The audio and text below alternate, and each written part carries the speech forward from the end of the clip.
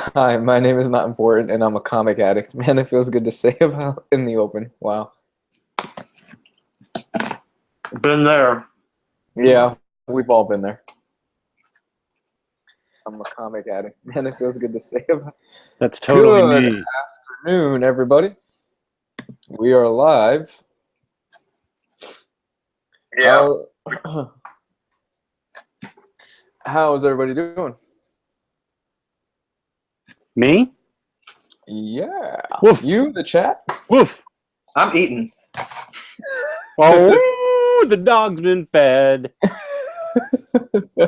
just got home, so where'd my water go? I had some water. I think Luis has it. I've yeah, got we have enough water for all of us. How's everybody doing? Good, good. Omnidog is good. How you doing? Good. This show has the Omnidog seal of approval. I want to give a quick shout out to Mr. Jay Lewis. I see him in the chat right now. What's going on, Jay?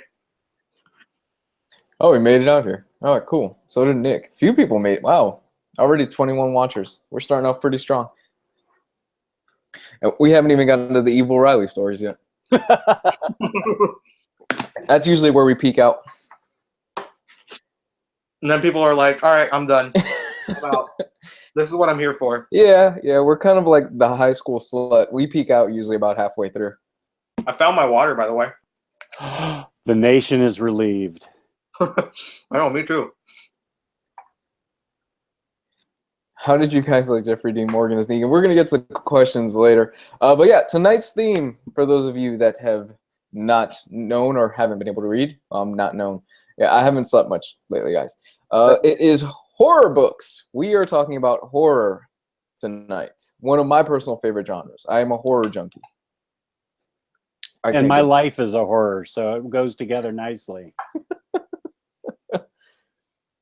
That's horrible. Thank you. I like that. Ah, the puns. I'm going to call you the Punisher. I was about to say, like, you like my puns? Call me the Punisher. I bet you can't take the punishment. What are you eating, Riley? I don't know. My wife brought me a sandwich from work, and she's out. I think she's at, like, a happy hour or something right now. Oh, you got the house to yourself? Are you going to dance around in your underwear like Risky Business? Yeah, I can do whatever I want. I can say stuff like, fuck! And no one's going to say, this!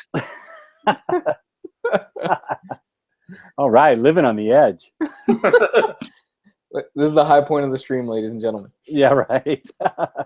It's all downhill from here. When Riley shows up in his underwear, that's the high point. So how was your week, Jess? My week was good. Any day that I wake up on the right side of the roses, I consider a good day. And I woke up all week. So the week's been good to me.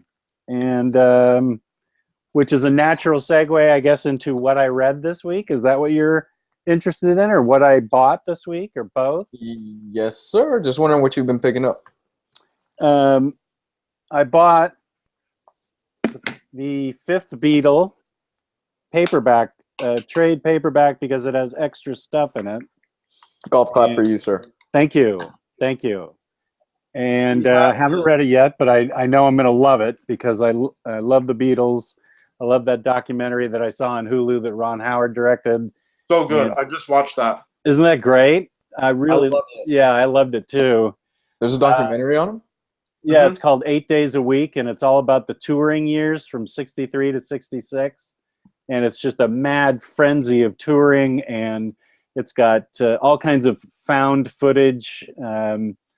Excuse me, and the audio, they toned down the screaming girls and brought up the music so you can actually hear them playing. And then some of the footage they've been able to clean up so it's almost HD quality from 1965. It's really amazing. And they've got interviews with Ringo and Paul, and then they've got old footage of George Harrison and John Lennon talking about those days. And it's like 2.5 hours of just Beatle joy. It is so great. It is just wonderful. That's awesome. And then I bought this book, Sight Unseen. I have no idea if it's good enough, but it's got Daredevil and the Punisher, and it's written by Charles Soule, so I figured it's got to be good. I've heard good things. And then I bought Lock and Key Master Edition, Volume 3. Have you ever read the series? I've read the first book like 6 times, and now that I have the third one, I can read the whole thing, which I'm going to this week. You are in for such a treat. It's one of the best endings I've read. He ties everything up so well. Oh, awesome. Oh, it's so good. And the 2 books I read this week, first one I'll talk about is, I took the dust jacket off, Superman American Alien, because it's got this awesome jock drawing. Same thing here. Nice. Have you read it? Yes, I finished it this week. Yeah, and I loved this book. I loved everything about it.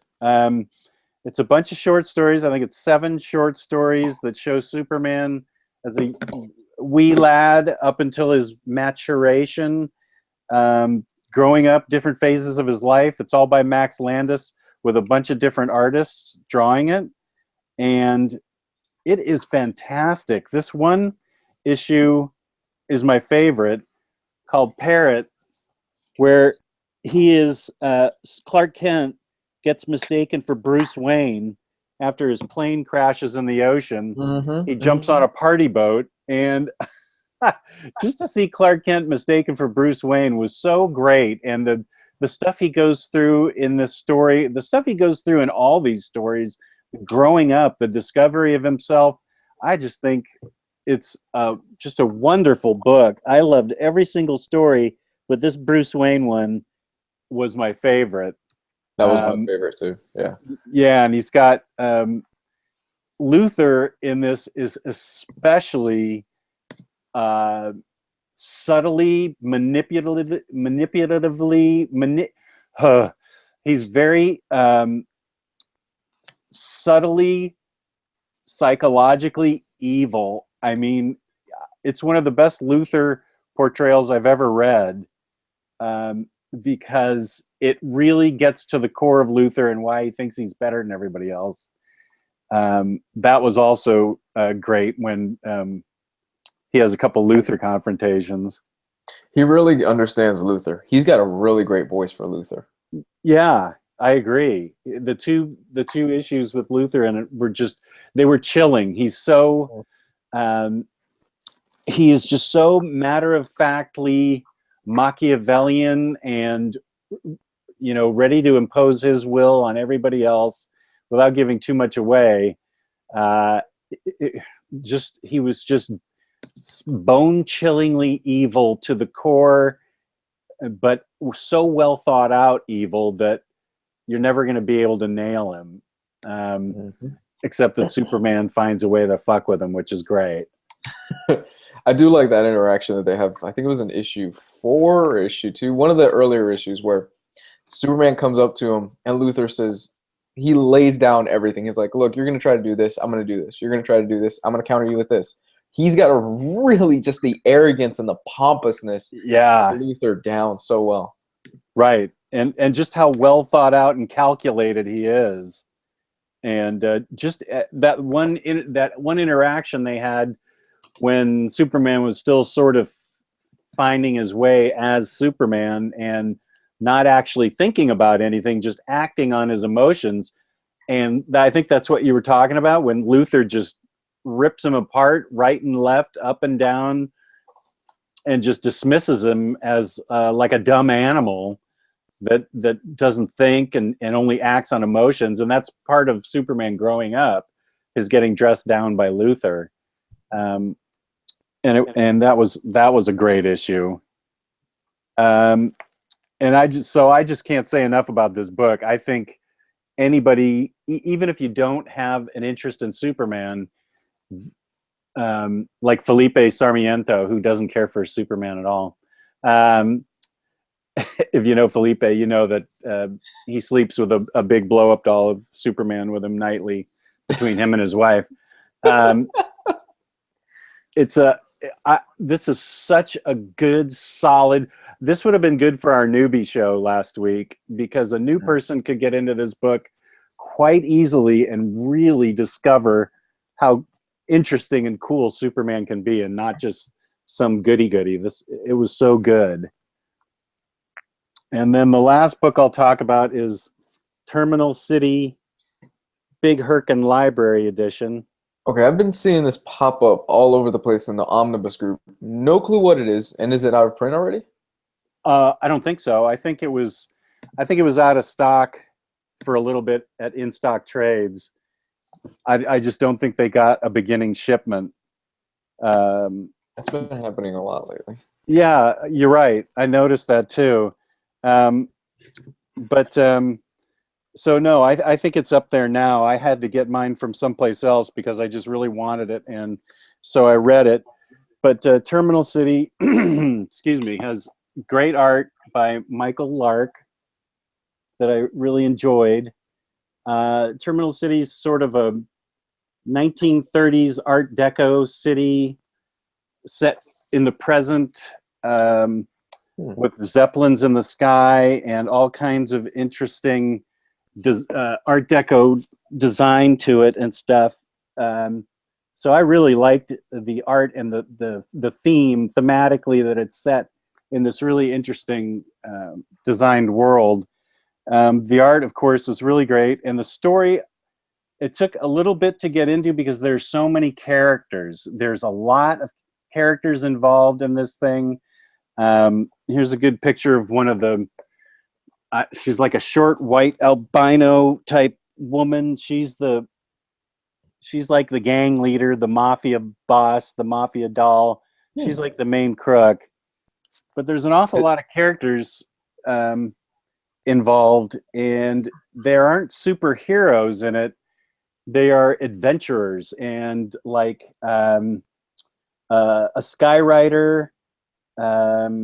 Let's see what else. Blah, blah, blah, blah, blah. Skywriter, a human fly, an adventurer. These are the types of things that excited the people back then. A boxer.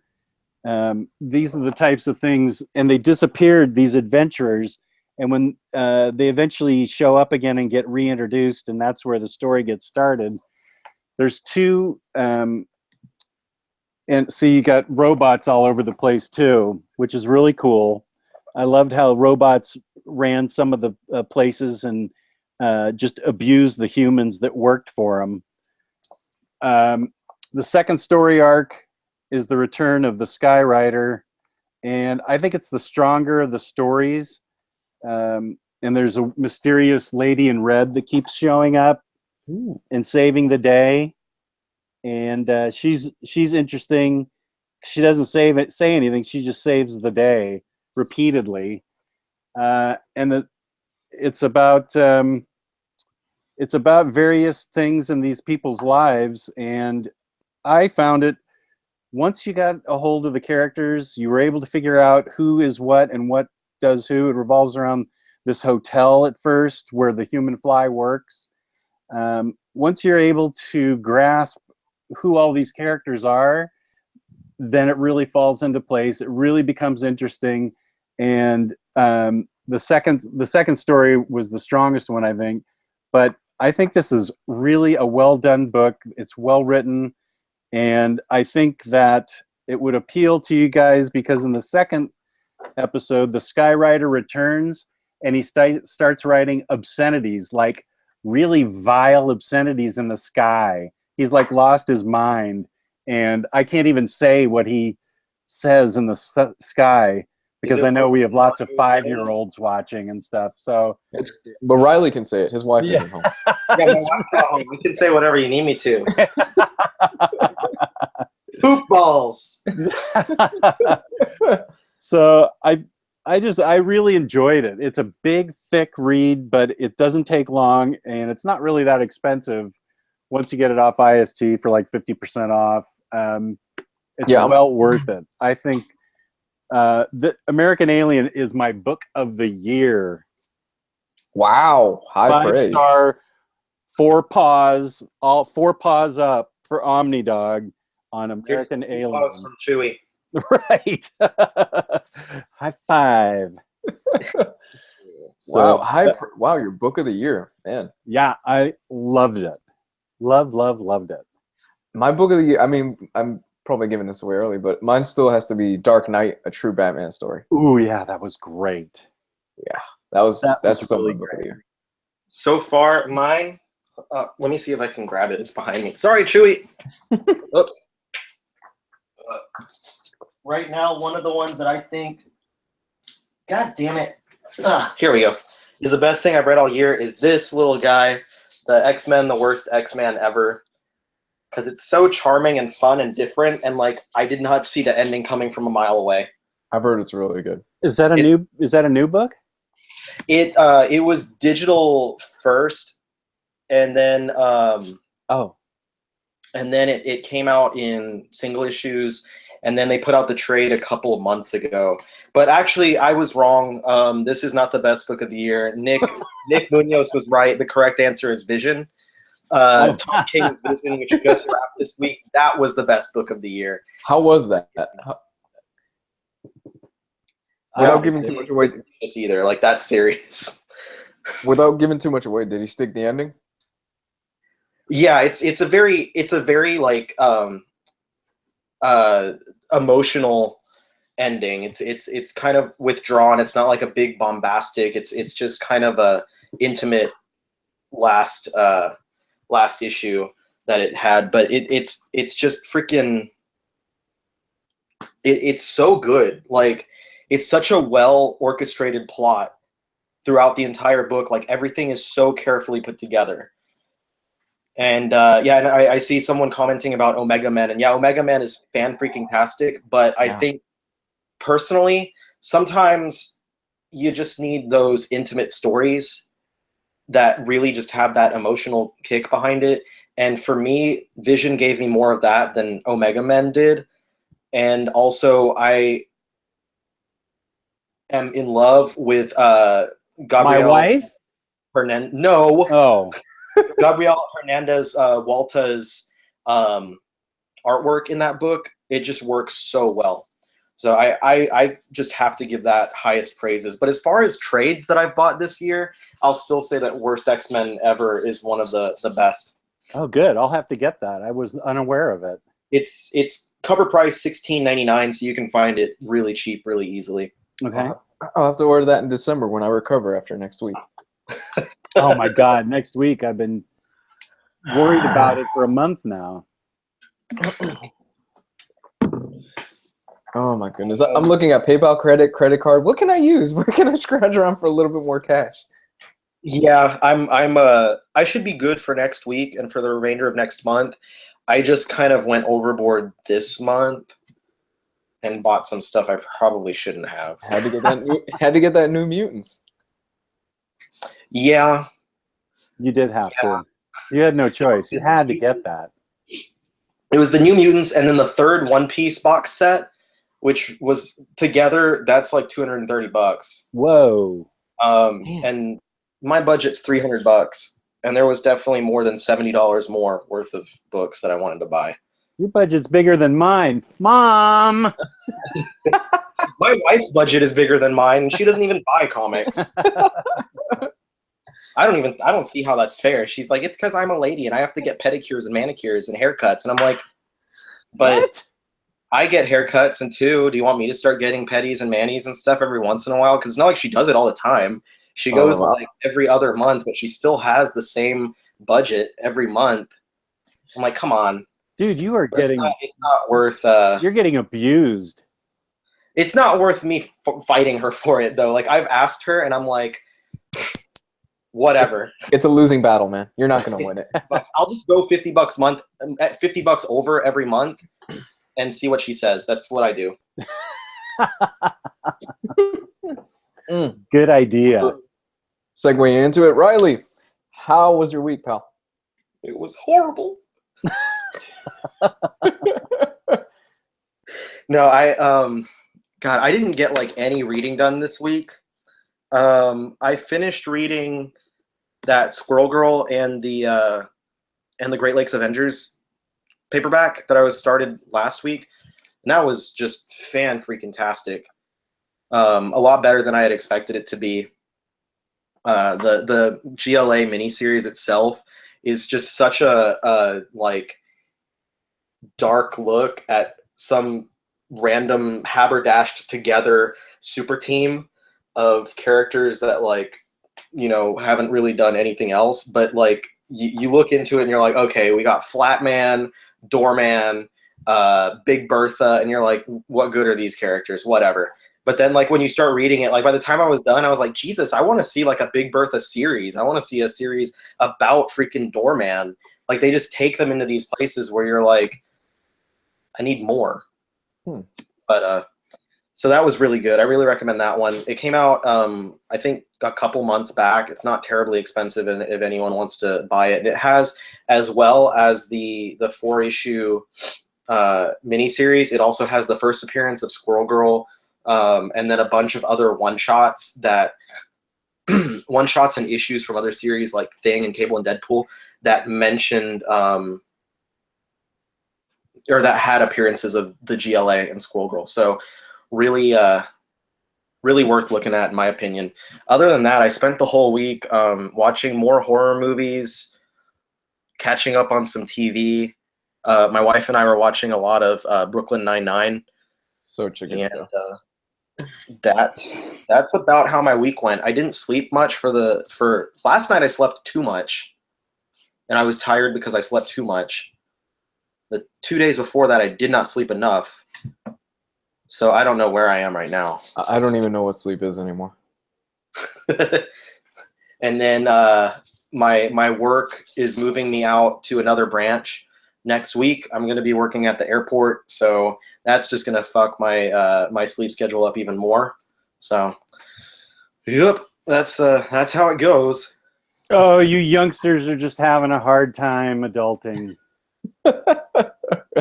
I'm getting there, Jess. Here's the comment. I'm sorry, but I have to say this. The comment saying that they think I have 250 omnibuses, but I'm going to tell you I have 400 omnibuses, and that's like 40 omnibuses times 10, and that's a lot of omnibuses. Sweet Christmas, Riley. Whoa, you have No, 400? did y'all not get that joke? No, say it again. It was. If you didn't get it the first time, you're not going to get it. But there's a picture from like a Superman book. I feel like Nick Munoz, he would get it. He'd be the type of person to get this. But there's a picture from like some sort of book that like teaches people math, and it's Lex Luthor stealing 400 cakes, and he's like, Lex Luthor stole 400 cakes. That's like 40 times 10, and that's terrible. Have you ever asked, speaking of math, have you ever asked Siri to divide 0 by 0? Here, I'll do it. Hey Siri, what is 0 divided by 0? Imagine that you have 0 cookies and you split them evenly among 0 friends. How many cookies does each person get? See, it doesn't make sense. And Cookie Monster is sad that there are no cookies. And you are sad that you have no friends. Oh my gosh, condescending Siri. I'm pulling up the image of the Lex Luthor so I can share it with everyone, because I don't want this to fall flat. I made a joke, y'all, and it should be laughed at. Far be it for the Punisher to fall flat, right? Yeah, right. And sure enough, Nick said that he thinks I got it right. I apparently can't send the image to the the Hangout chat, but if you look up Lex Luthor stole 40 cakes, it wasn't 400, it was 40 cakes. And that's as many as 4 10s, and that's terrible, is the quote. Okay. Lex Luthor stole 40 cakes. I just saw somebody say, Riley, you have a godly collection, and yeah, you guys should take a look at some of the collections that are on the Omnibus group. Like Riley's collection is impressive, but there are some people in that group that it's just, oh my god. I might have close to 400. I don't know. I'm just spitball. I mean, not maybe literal omnibus editions, but I know I counted and I have almost 1,800 books in general. Man. When no one was looking, Lex Luthor took 40 cakes. He took 40 cakes. That's as many as 4 tens, and that's terrible. And then there's That an image greatest from, thing ever. I don't remember what series it's from, but they used it in a comic, and someone saying, I later found out that he was there for stealing 40 cakes from the school's bake sale. Oh, It yeah. was revenge on a school administration that refused to let him enter a fission-powered toaster in the science fair. They didn't let me enter my fission-powered toaster in my science fair either. Oh, that's great. Frickin' jerks. So Okay. Moving. now y'all understand the joke. We went way too far just to, like, explain it. I know. The show's over. It's time to say goodnight, folks. Good night, And folks. yet, I did, because there's another question, I did manually count every single book that I own, because I was curious about the percentage of what I have read, and that's when I found out I've read like 86% of my collection. So, Man, that's awesome. It's I think impressive. hard work. the figures are reversed for me. I think I've read 14% of my collection. You'll probably be surprised. I think I'm somewhere around 60 to 70%. Oh man, you guys are awesome. I am terrible. As much reading as I get done, I just never seem to make a dent in it. It helps if you have a YouTube channel. It forces you to read. Yeah, it forces me to pump out content. Like right now, I'm making my, I guess, segue to me. But right now, this past week, I was reading the Doctor Strange Omnibus because I'm trying to get my way through it for next week to review it before the movie comes out. Really good stuff. Reads really quick though because it's interesting because a lot of the Doctor Strange early stuff was only half of a comic book, if that makes sense, because it was included in Tales of Wonder. It wasn't a full Right. comic. Tales of Suspense? Tales of Suspense, yes. Tales of Wonder's the store. Yeah. Tales of Suspense. I'm sorry. Half of it was included in Tales of Suspense, so you'll read it and you'll see the cover and it'll say like the first 3 or 4 covers that I've seen so far. It's like the Human Torch issue, and then it'll have like a little blip on the corner and Doctor Strange. I'm like, oh, okay. So it only has the Doctor Strange half of it. It doesn't have the Human Torch issue. So each issue is only like 12, 13 pages, and it zips by really quick. I've almost got through the first 100 pages today, and it's only about 400 pages long. It's a small omnibus. Yeah, it was only cover price like $75 or something, right? Yeah, it's a ridiculously small omnibus. I'll probably be able to fly through it for the review for this week. If not, most certainly it'll be next week. Mm. As far as that, I read American Alien like you. I liked it. I really enjoyed it. Riley, you were right. Last week you said that it gets better as it goes along. It definitely does. Yeah. I like the Lobo story. Jock's art is great. Yeah. The only story that I really wasn't crazy of, I think it was the second one with the bank robbers or something like that in the gas station. That was the only one I wasn't crazy about, but the rest of it was really good. Oh, right. This one? Yeah, that was the only one where I was like, it's okay. It wasn't terrible. It was just okay. And thanks to Jess, I have found my new addiction, Irredeemable. Yay! So great. Look for the review of that coming in probably the next few weeks. I finished that as well this week. Absolutely fantastic stuff. Mark Waid kills it, and the art is beautiful on it. Awesome. So great. Thanks, Jess. Oh, I'm so happy that you liked it. Really good. Quick synopsis like last week, like I already said.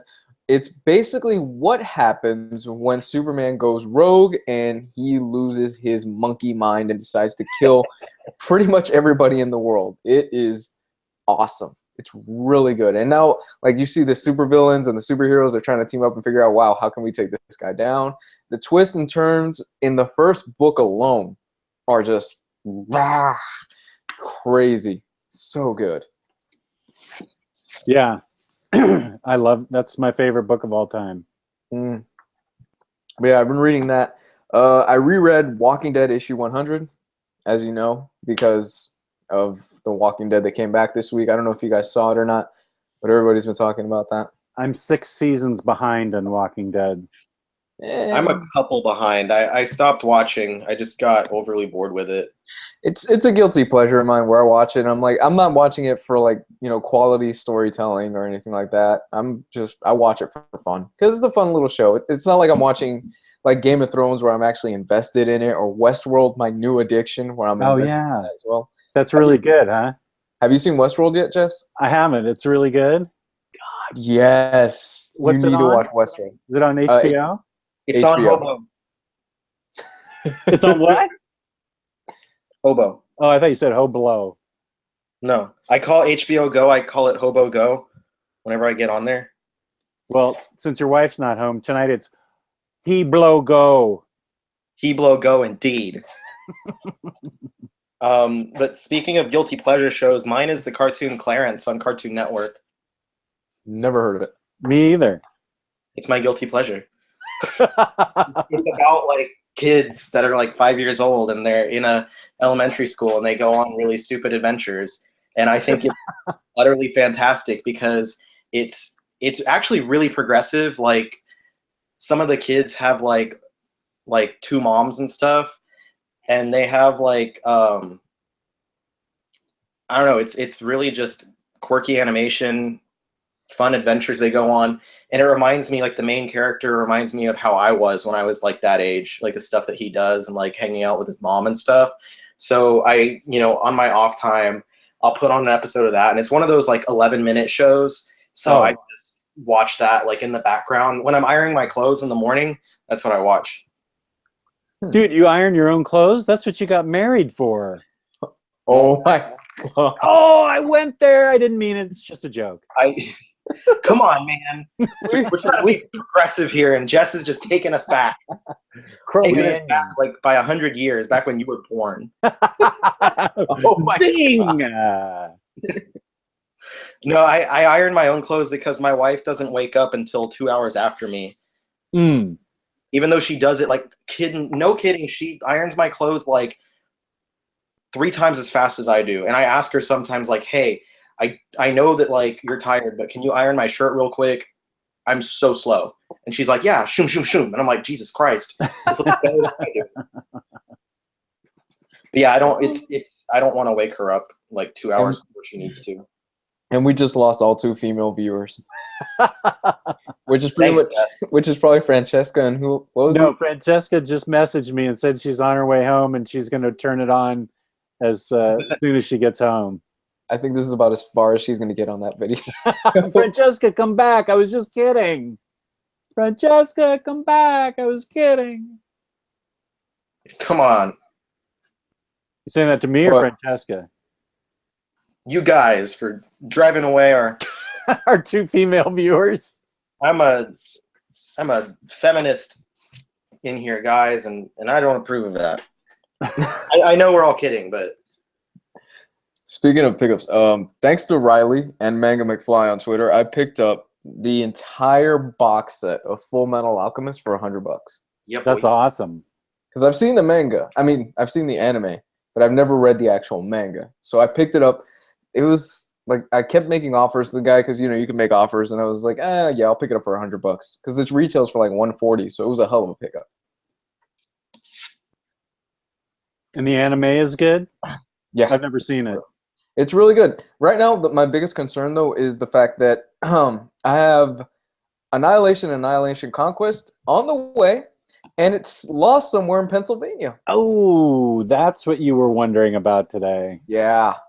Apparently, it was supposed to be delivered today.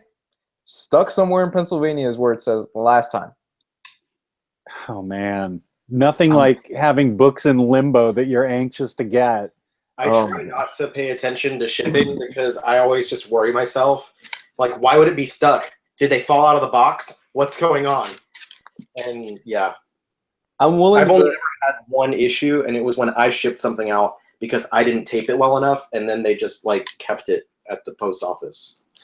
I'm willing to bet that what it is it got held back at the place or something like that, and it'll probably be here tomorrow or within the next 2 days. Yeah, you'll get it.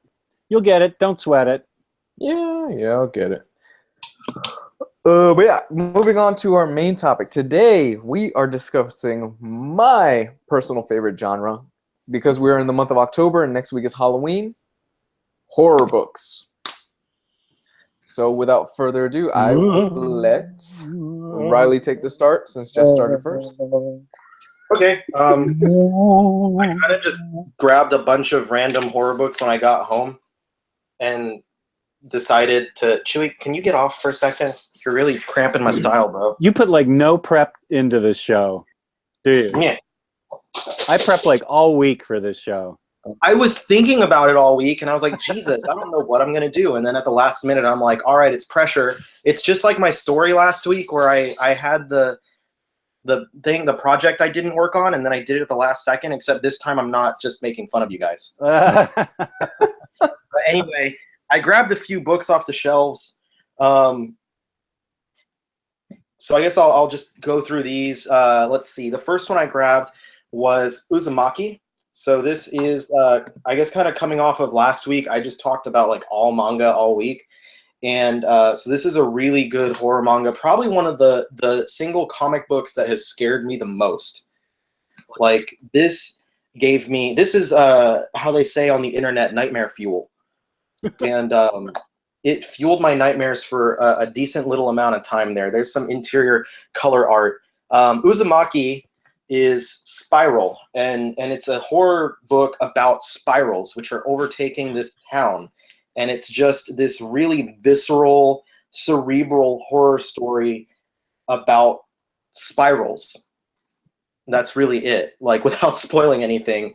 But it's like, it's weird because you're like, well, how in the goddamn hell are spirals so fucking scary? Like, why would that be scary? And then like, if you read the book, you're like, Jesus Christ, that he was putting it lightly. But I have the book. I just haven't read it yet. It's really that scary, huh?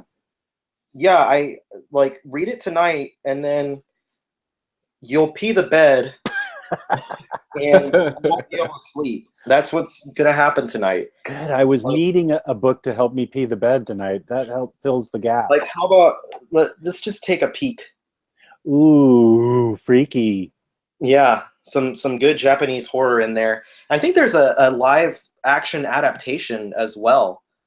Like, I don't know how it is, but I think it's out there. And Junji Ito, the author of this, he's done a lot of really good horror stuff.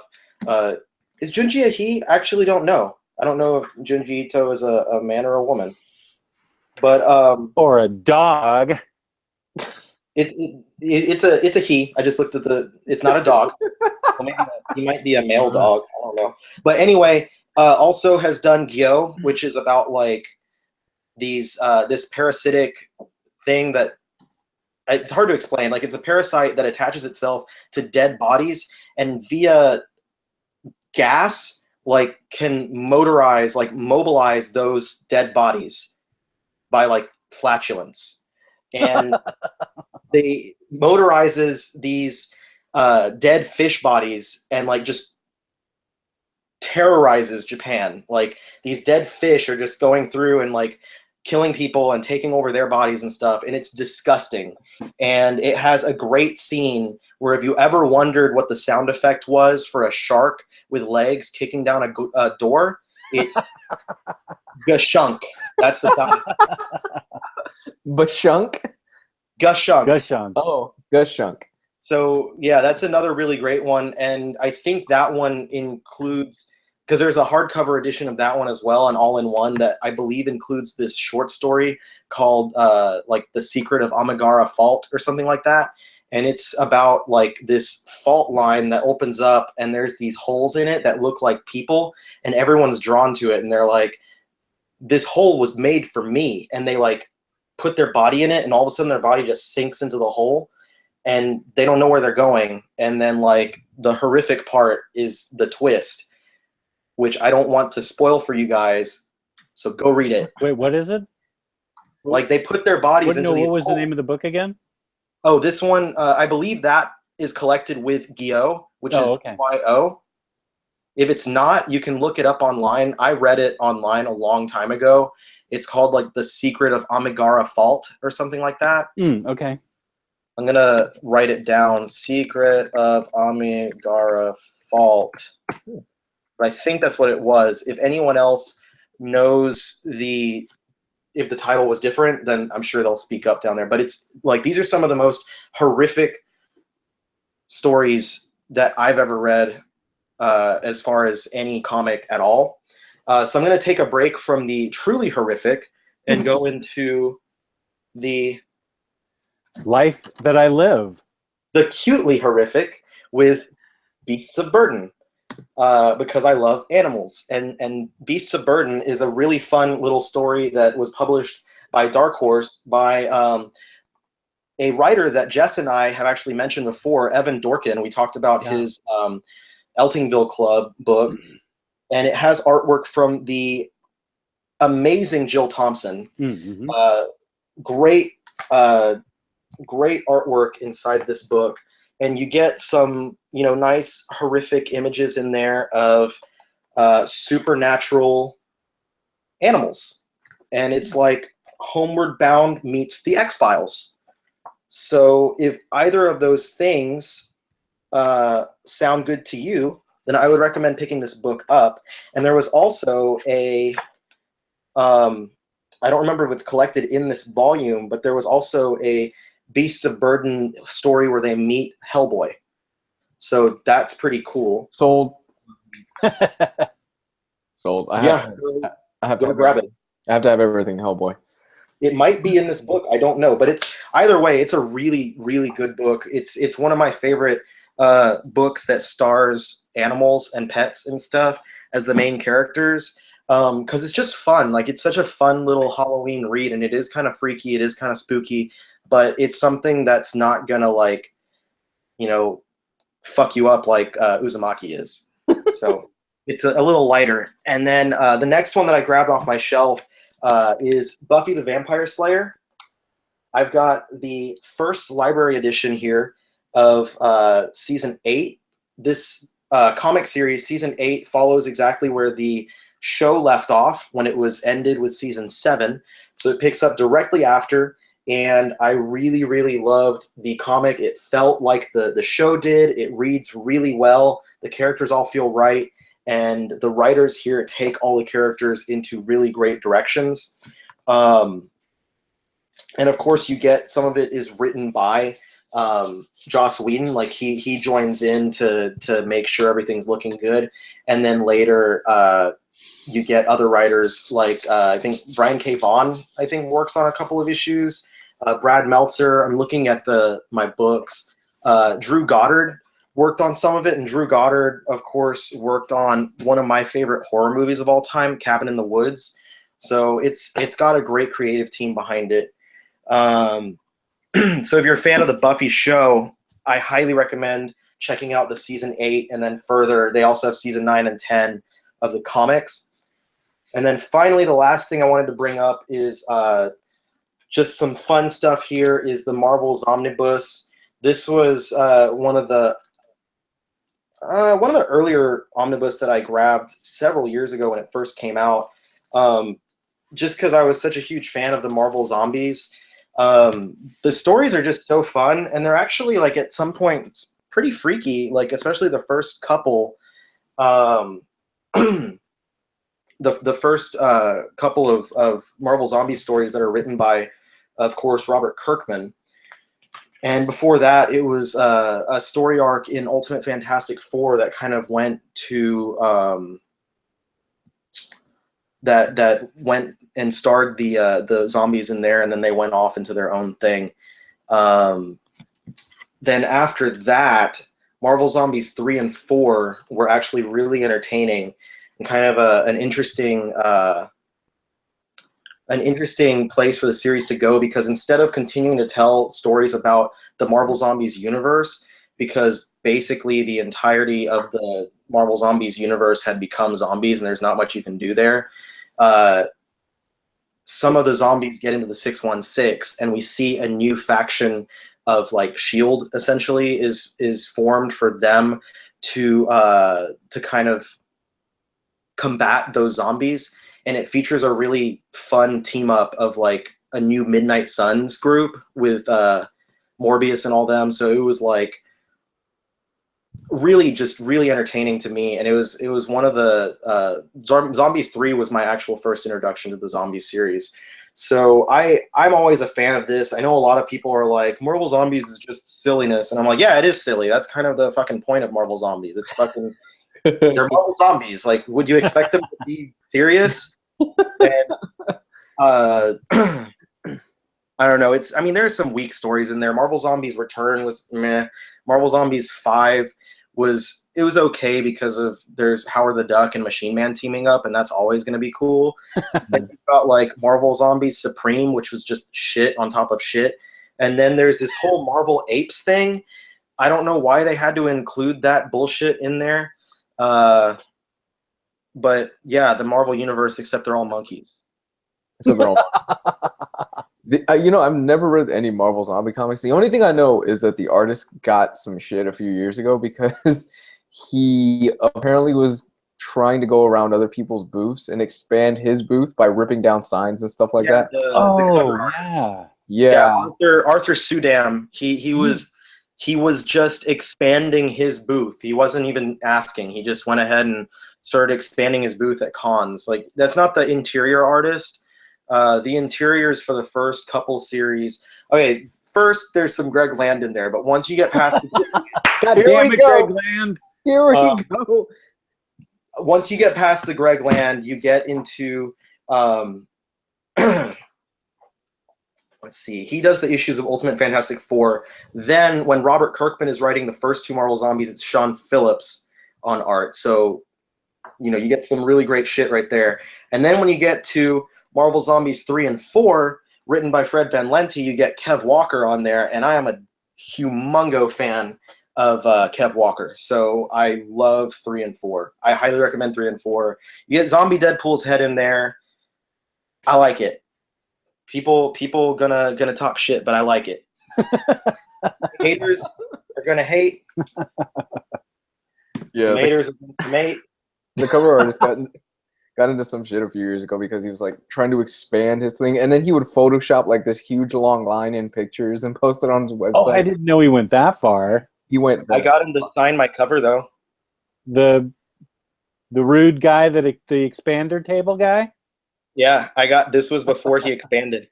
Oh, he was a total dick to my friend at the time. That we went to go see him because they were doing like this interview or something like that, and he starts hitting on my friend's wife right next to him. Jeez. Oh, nice. Very nice. Yeah, he starts hitting on her, and he goes, "Oh, who are you?" He looks at my friend and goes, "Oh, who are you?" He goes, "I'm her husband, and I'm about to beat your ass if you don't stop." And that's when we promptly left the con. God. Yeah. Yeah, I guess I was lucky I went solo to that con.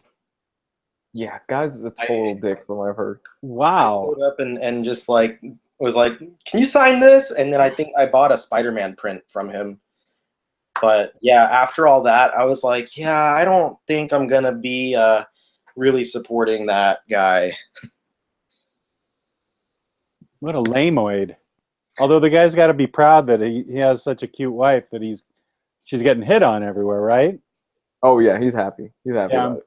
I'm trying to put a little whipped cream on this shit right here. A little whipped cream on the shit sandwich? Yeah. That is rude behavior for somebody. That is for sure. Yeah, just a total dick. Anything else, Riley?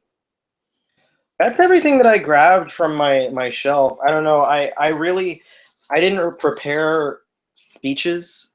Like, I didn't prepare dialogue on each of those books. I just kind of walked home and was like, which books are they not talking about? And then I grabbed those.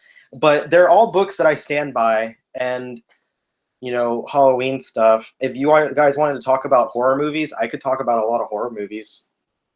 That's something that you and I could just get into by ourselves. I'm not sure if Jess is a big horror fan. I like horror, but I'm not as into it as you guys are. I like it. but I'm not. I mean, I know. I remember the last movie I watched that absolutely terrified me. I was home alone. I watched it. Was it were they called Paranormal Activity Mm. or Yeah, just I have a Paranormal? story about that for later when we do the Evil Riley stories. Oh, okay, good. Well, that first one freaked me the fuck out. It. I don't know why, but it just scared the heck out of me. I called my wife. I said, "You need to come home from work. I don't want to be in this house alone anymore. The dog's not enough." And I was flipped out. I don't know why, but man, that movie scared the heck out of me. There's a Spain film, and we're getting in movies now. There's a film that came out of Spain a few years ago that's absolutely brilliant. It's called Wreck. They remade it in the U.S. Really good. Did you see it? Yeah, I've seen the first 3, I think, Rec movies. They're only the first 2 are good. Yeah, the second one is incredible in my opinion. I love the second one. It's The called third one- Wreck. Yeah, REC. REC. Brilliant horror films. I love them. The second one is Oh, incredible. REC. Yeah. And did you watch the original? Is That one was the original. Rec is the original. They remade it as what, Quarantine or something? Yeah. Yeah. okay? And So Quarantine see was the original garbage. Wreck. Okay. The first Like, 2 are amazing. Yeah. It's like the record button on a camcorder because it's Right. Okay. it's a recorded, like hand recorded movie or whatever. Okay. Found footage. Okay.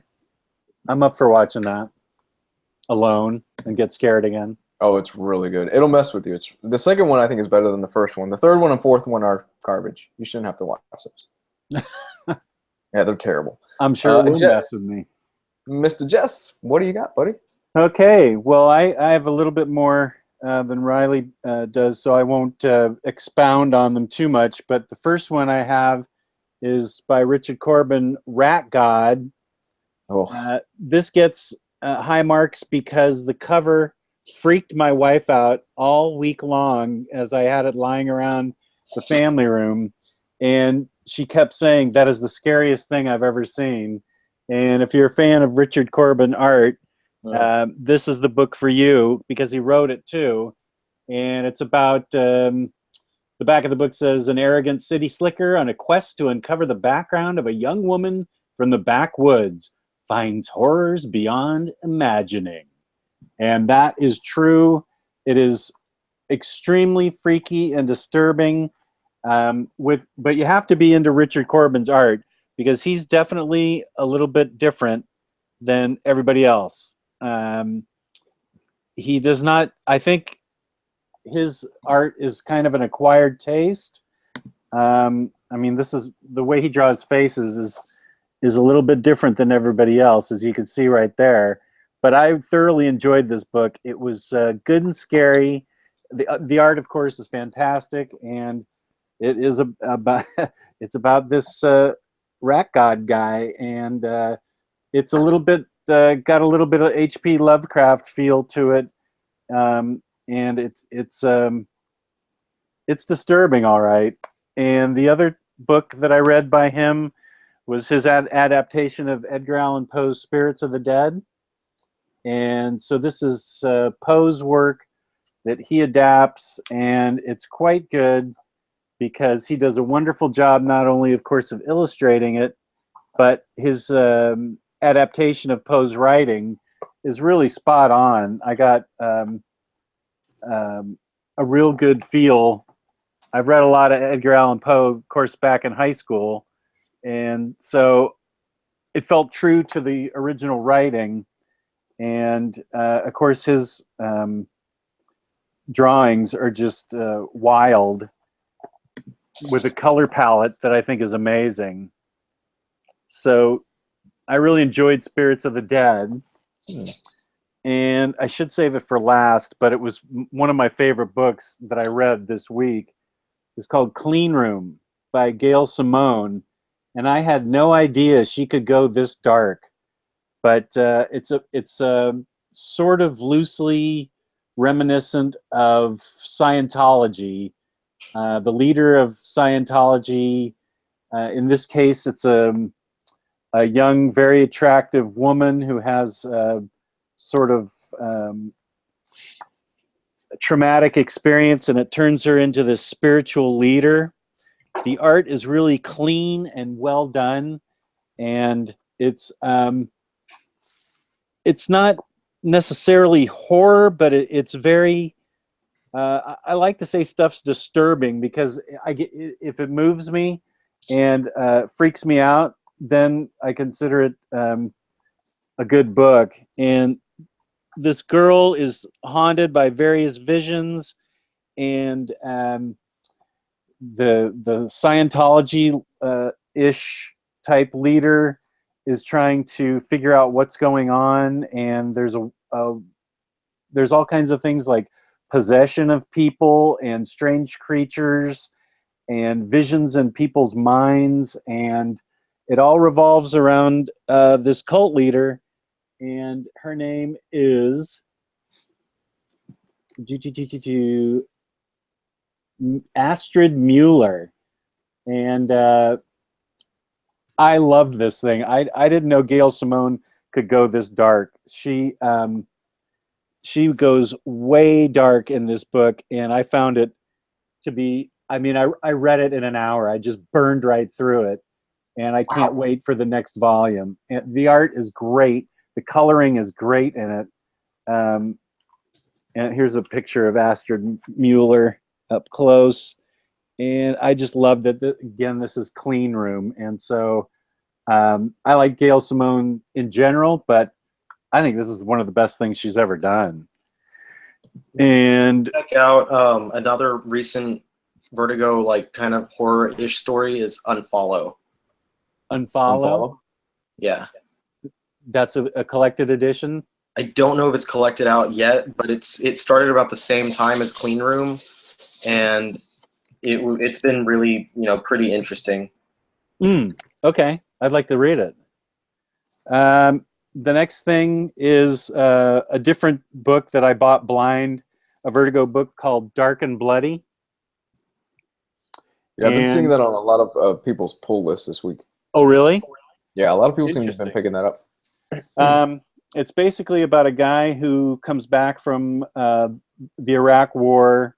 He's a moonshiner in Kentucky, and some of his actions, along with some of his teammates over in Iraq, let's just say they end up coming back to haunt him in a very violent, crazy, demonic way. And it's a page turner. Here's a typical scene. It's a real page turner. I swallowed this one up in an hour too. I had never heard personally of the author or the artist, Sean Ulrich, Scott Godlewski. I apologize. I was not familiar with their work prior to this, but I was very impressed with how they made it such an interesting story. And it actually sort of resonated with me because of the Iraq War and some of the things that our troops may or may not have done over there, and some of the post-traumatic stress they undergo when they come back. So it was pretty moving. For a blind buy, I was happy with it. It's got some scary moments in it, and since I don't want to make this last forever, I'll just narrow it down to two more books. The first one's Freaks of the Heartland, and this is a Dark Horse book, Steve Niles, and he's a well-known, really fabulous author, and the art in it is really great, and it is about freaks of the heartland. They are in this small town in the heartland of America where some of these kids are born that the boy's just not right.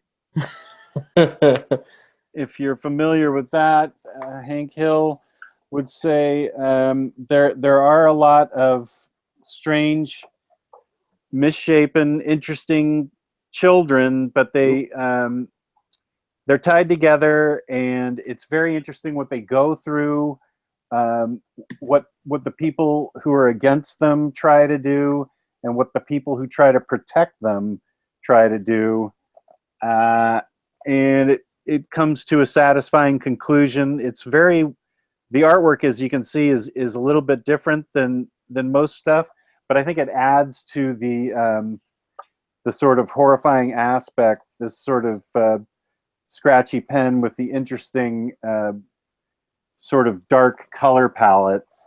I found it, this is another one I burned right through. I was able to read a lot of books this week because they were all pretty compelling. And so that's from Dark Horse, Freaks of the Heartland. And the next and last book is one that I found in Oakland when I was out on my West Coast Omnidog tour. I found it with James Dayrit. He and I, after Bon Idle House dropped out and had to go back home, we went on to one more comic store where I found 2 copies, hardcover deluxe, of Cowboy Ninja Viking, which was amazing that I found that. But I also found the most disturbing book ever, Tim and Francie. Okay, so you showed me pictures of this before we went on the live stream. And what'd you think? Yeah. Yeah. Oh, you have it's like Hellraiser. You have such things to show us. Yeah. It's just I don't know much about Al Columbia. I think you can Google him and find his wiki page, and this book is out of print and hard to find, and his stuff is just hard to find because this is more like a sketchbook, and you can see it looks like it's just random sketches and stuff. There's some full page, there's some several page stories, but it's just a bunch of random drawings that he threw together and Fantagraphic put out. But I think the guy's like a recluse, like he's just, his output is very sparse, and he doesn't really do a lot of work. But what he draws in like a 1930s style mode, and you think it looks innocent and stuff, and it involves these. And that's too small to really show you. Well, here's the kitty grinder. Oh, and it's just subtly really disturbing. James and I looked at it and we decided that it was cursed, and that I shouldn't bring it home, that my house would be cursed, my plane flight would be cursed, and I basically bought a curse, like in the Simpsons episode where the Frogurt also comes with a curse.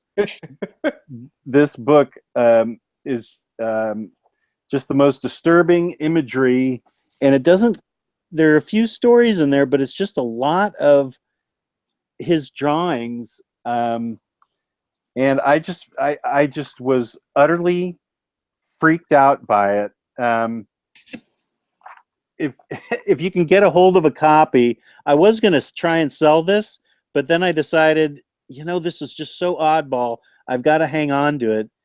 And I think I've even found a second copy of it, and I tried to give it to James, but James was like, hey, I don't want any part of that book. Don't even bring it near me. That thing is, here's something very disturbing. oh, yeah, this is what's going on in this guy's head, and it's not normal. It's like Mickey Mouse's nightmare fuel. Welcome to hell, motherfucker! Yeah, it really is. It's a life changer, and not in a good way. I mean, it will fuck you up. So I apologize for my language, but if you see this book, I'm not sure whether to tell you to buy it or run away from it, because it is just frightening, the sort of subtle, weird energy that comes out of it. So Pim and Francie by Al Columbia came out, Fantagraphics. I don't know how hard it is to find. I know it's out of print, but it's just one of the. I'm sorry, I keep saying disturbing, but it's just it freaked me out to my core, and that's what I think horror should be. Something that just flips you out, and true nightmare fuel. Have you seen Babadook yet, Jess? I'm too scared to. Watch Babadook. Watch Babadook, because I guarantee you, after you watch that, you're gonna take that under that book out to your backyard, and you're gonna burn it. Yeah, I'm so lucky that I'm still alive, because I have a feeling that this book kills people. It's just freaky. So this is the scariest book I own. I really should put it in cement and drop it into the Potomac River. You've set you've set the bar high for there, sir. I can't top that, because that. Yeah, you have an extra copy? Do I? Yeah. Yeah. Actually, I do. I have 2 copies. There's a bit of a nihilist in me that wants it, but at the same time, I'm like, I think I'll give it a hard pass. It's $29. I mean, I would certainly sell it to you for cover price if you want. I'm telling you, you do not want your girlfriend to see it. Any relatives, any friends. I mean, you need to treat it like a hardcore Playboy when you were 14 years old. That between your mattresses is where you want to keep this. So yeah, I'll pass. Never mind. I'm good. I just turned down a sale. I unsold it. Yeah, I'll pass. I like to sleep in my bed. Because if she finds it, there's no way I'm going to sleep in that bed. Yeah, it's got an aura of doom. Fuck that image. Fuck that image looked like it was. It looked a little kid. God, it looked like it was 3D, man.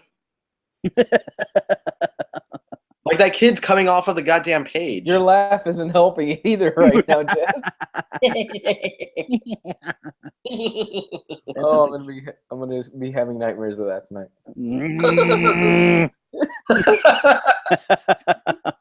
Oh my! There you go. See, I was a normal person before I read this book. Now I'm all freaked out. So there it is. My nightmare fuel. I don't think I could top it. I don't have anything that could top that. I'm sorry. That's rude of me to come onto your channel and mess you up. If you see me on my next video, I'm like, you know why? I think I'm gonna go with more popular choices than you guys. I'm gonna start with, of course, you can't go wrong with Big Red. Beautiful. Hellboy. More specifically, the library editions are the most pristine and beautiful way of reading Hellboy. I love these editions. They are the crown jewel to my collections. They are amazing little pickups. And the price on this from Dark Horse, you can't beat this. You really cannot. A book like this, what would you guys say? From Marvel and DC, run you about $100. Easy. And that's my girlfriend. It would run you about $100 easily. Oh, you're alone in your house too? Yeah. Yeah, she's You can say penis too, just like me. I'm down in the basement. My wife can't hear me, so I can say penis, but I don't want to yell it. You can play the penis game like in school. Did y'all ever do that? Yes, I did. What? Where one person says like penis quietly, and the next person has to say it a little bit louder. In class? The next person says it a little bit louder, and then back and forth. You just say it louder and louder and louder, and then finally someone's just like penis. Because like I'm 12. Penis game. Yeah. Hellboy. Hellboy centers around the character of what else? Hellboy. He's basically a Nazi experiment to try to bring something else from the other side. If you are a fan of Cthulhu, if you are a fan of pretty much things that go bump in the night and things like that, this is definitely your vibe. Mike Mignola really mines a lot of different mythologies and a lot of different horror aspects. There's one with Richard Corbin the Crooked Man that Mhm. is downright freaky, and Corbin draws the hell out of it. It is a really freaky. Can you show us things some like- pics? I don't think it's in this particular. No, it's Oh, in it's volume not. 3. Oh, it is. Okay. I'm pretty sure that's the one that has it, but it is some freaky stuff. I love Hellboy. If you're into paranormal investigations and things like that, it's really good. But a thing that you should know about Hellboy, and it kind of threw me off, is that there is a continuing story, and I always tell this to people who get started with Hellboy. There is a continuing through line. However, a lot of what Hellboy is a series of kind of 1 to 2 issue shots, where it's like you get 1 issue, that's it, it's done. Then you get 2 issues, that's it, it's done. And then you have your 5-6 issue arcs that are more focused on the grander stories. But don't ignore the 1 to 2 issue arcs, because those play a huge role later on. Mike, especially recently, has been going back and referencing a lot of stuff, especially if you just finished reading Hellboy in Hell Volume 2. I just knocked that out the other day. Really great ending. I'm still a little bit on if he stuck it or not, but it was a really solid ending for Big Red. But yeah, Hellboy, absolutely a must if you are into paranormal investigations. Love it. I always recommend Hellboy. I'm obsessed with Hellboy in that universe. The next one on my list, Nailbiter. Mm. I'm guessing you guys have read it, right? Yeah. Mhm. Nailbiter centers around Buckaroo, Oregon, and it's basically giving birth to 16 serial killers. And essentially what's going on is that a CIA agent has gone missing, and now these people have come in and they're in to investigate what's going on with the town. They're trying to get down to the root of it and discover why are all these serial killers born in this town, and why are all these people that come out of this town serial killers. It's really good, absolutely good. Along the way, they joined with this serial killer called the Nailbiter. If this sounds like a stereotypical trope that you've heard like a million times before, it's because it kind of is. You know, good guys team up with the bad guy in order to take down something else that's worse. We've seen it in Hannibal. We've seen it all over the place. However, Joshua Williamson is also very much aware of these tropes, and he plays with your expectations a lot. It's what I really like about it. Joshua Williamson is one of those guys that I've been harping about for years and years and years. I've been saying Joshua Williamson is one of those guys that everybody's sleeping on him, but he is going to be really big one day. He's going to be really huge. And he's writing The Flash right now, and it's a really, really great run on The Flash. I've been enjoying that. What else has he written? Ghosted. Ghosted was great. Ghosted. I loved Ghosted. He's writing Birthright as well over at Image. Good series. Right. He did a short Illuminati run for Marvel. It was 6 issues.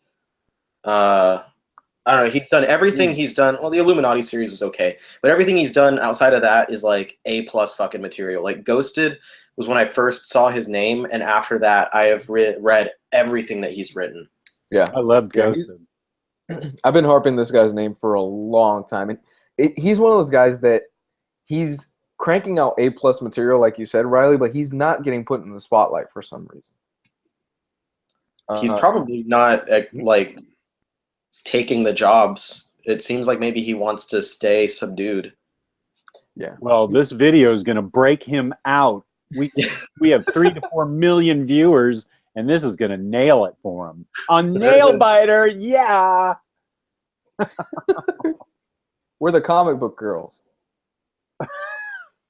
Who? Never mind. She's a popular YouTuber. I don't like her content Oh. too much, but Oh, comic book girl? yeah. Hmm. But yeah, Nailbiter, awesome stuff. Highly recommended. If you're a fan of Hannibal, like I am, and if you're a fan of the Hannibal TV show or Red Dragon, the books and things like that, I think you will absolutely enjoy this. Really fun read. And they have an oversized deluxe edition. I think both of you have it, right? I do, yeah. The Nailbiter oversize? Yeah. It does. I totally does. I does I haven't- also. I haven't upgraded yet. I'm waiting for the series to finish up because I want there to be like kind of like the Chew Smorgasbord editions where there's beautiful, really huge, oversized deluxe editions of it, because I really love the art on this. Really great stuff. And that, and let's see, for those of you that are into the horror comedy subgenre, Goon! Oh, Goon! Goon! How can you not love the Goon? This week, the Goon Volume 4 was popped up randomly on in-stock trades. They didn't even make a big fuss about it. And I swooped in. And I can't talk right now. I swooped in and picked that up real quick because it went out of stock real quick the last time. But the Goon centers around the character of the Goon and his best pal Frankie as they fight this being called the Zombie Priest. Along the way, they get into mischief, mayhem, and a bunch of other stuff. It's absolutely hilarious. Absolutely hilarious. I love the Goon, and if you are a fan of like horror comedies, such as things like Cabin in the Woods and that subgenre, Tucker and Dale versus Evil, movies like that, this will probably be right up your alley. It is great. Thing to warn you about, though, like I've said before, Eric Powell's art at the start of Volume 1, not the greatest thing in the world. But he does refine his art as the series goes on, and then you get the classic watercolor style that is, in my opinion, absolutely gorgeous. Yeah, you can see his progress and growth as it goes on, and it's impressive how his style of artwork. I knew nothing about the Goon until Mitchell O'Brien in the Omnibros Pop Shop and Drop group. What's the name of our page again? The Omnibus Collectors, Comic Swap, and Community. Right, that page. Mitchell O'Brien mentioned it one day, and it just cascaded and blew up from there. He planted the seed, and I remember he started it. I'm not saying he influenced you, Luis, but I don't even know if you were on the page yet. But it just spread like wildfire. Everybody started getting into the Goon, and it was just such great stuff that like everybody in the group bought it. Maybe even Felipe Sarmiento bought it, which is something that's not Superman, that he may have bought it. So that's how popular and good that book is. Well, I got into the Goon because the Goon. Wow, I really can't talk today. I got into the Goon because one of my personal favorite comedians was harping about it on Twitter. Patton Oswalt. Yeah, he kept saying, you guys got to read the Goon. It's fucking incredible. So like, all right, I picked it up. And this was before they did the library editions, when they had the trades, and Volume 0 was really hard to find. But yeah, I picked up the Goon and I devoured it. I absolutely adored the series. And I'm happy now that the library editions are coming out and they're reprinting a lot of the older, hard to find material, because it seems like it's taken on a new life and a lot of people are finally just discovering the series. And I'm like, oh my gosh, that's awesome. You guys should have been on this from the beginning. Yeah. It's such a fun little series. For my last one, because I know we're running short on time soon. For those of you that are into manga, I am a hero. Personally, you know, I think I gave it like a borrow. I thought it was okay. It's a really slow read. I don't Harold Louder, if you're in the chat right now, you're probably freaking out because I'm mentioning it. But it's a really slow read. It's enjoyable. Just you got to get through the first half. And I Am a Hero centers around the character. I'm blanking on the character's name. Hold on right now. Okay, well, I'm blanking on the character's right name. But essentially, the main character is a mangaka artist, and he is kind of a loser. Not the best guy in the world, but yeah, he's kind of a dick too. He's not really likable either, which is kind of something that turned me off of the book. But eventually, the zombie apocalypse happens. And I do like the way that they spread out the zombie apocalypse, and you do see how it spreads out throughout the entire beginning of the story, where if you've ever seen the film Shaun of the Dead, you get little glimpses of it in the background, and everybody's going about their daily life, not really paying attention to it. And then eventually you get the huge explosion of the zombie outbreak. Once it does reaches the halfway point, it gets really good, and it also has like one of my top 5 favorite zombie kills that I've ever read or seen, involving an airplane that is awesome. Really good stuff.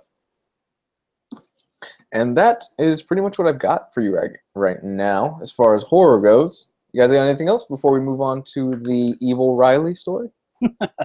Yeah, I have something that I just got. If you have a chance, Satan's Sodomy Baby is by Eric Powell, and this is Satan Sodomy Baby 2. It is Electric Boogaloo. it is the filthiest, most disgusting, grossest comic book I have ever read, and it is awesome. Eric Powell, there's a part in, I don't know, maybe Goon Book 2, where he says, this is where Satan's Sodomy Baby should go, but it apparently was so controversial. Lawsuits happened, and comic book stores were picketed, and he ended up having to triple bag it, and you can get the first one on eBay for like $12 or something, and you should get it and read it right where he goes on his diatribe rant in one of the Goon books. It is really, the first one is genuinely disgusting, and I loved it. It was just so gross. He had a lot of religious organizations on him about that stuff too. Right, I bet. Yeah, that's what he says. I think in the comic he says that, and so do your bit for freedom of speech. Go on eBay and get the first one, but don't pay more than $10 or $12 for it. But it will totally make you throw up.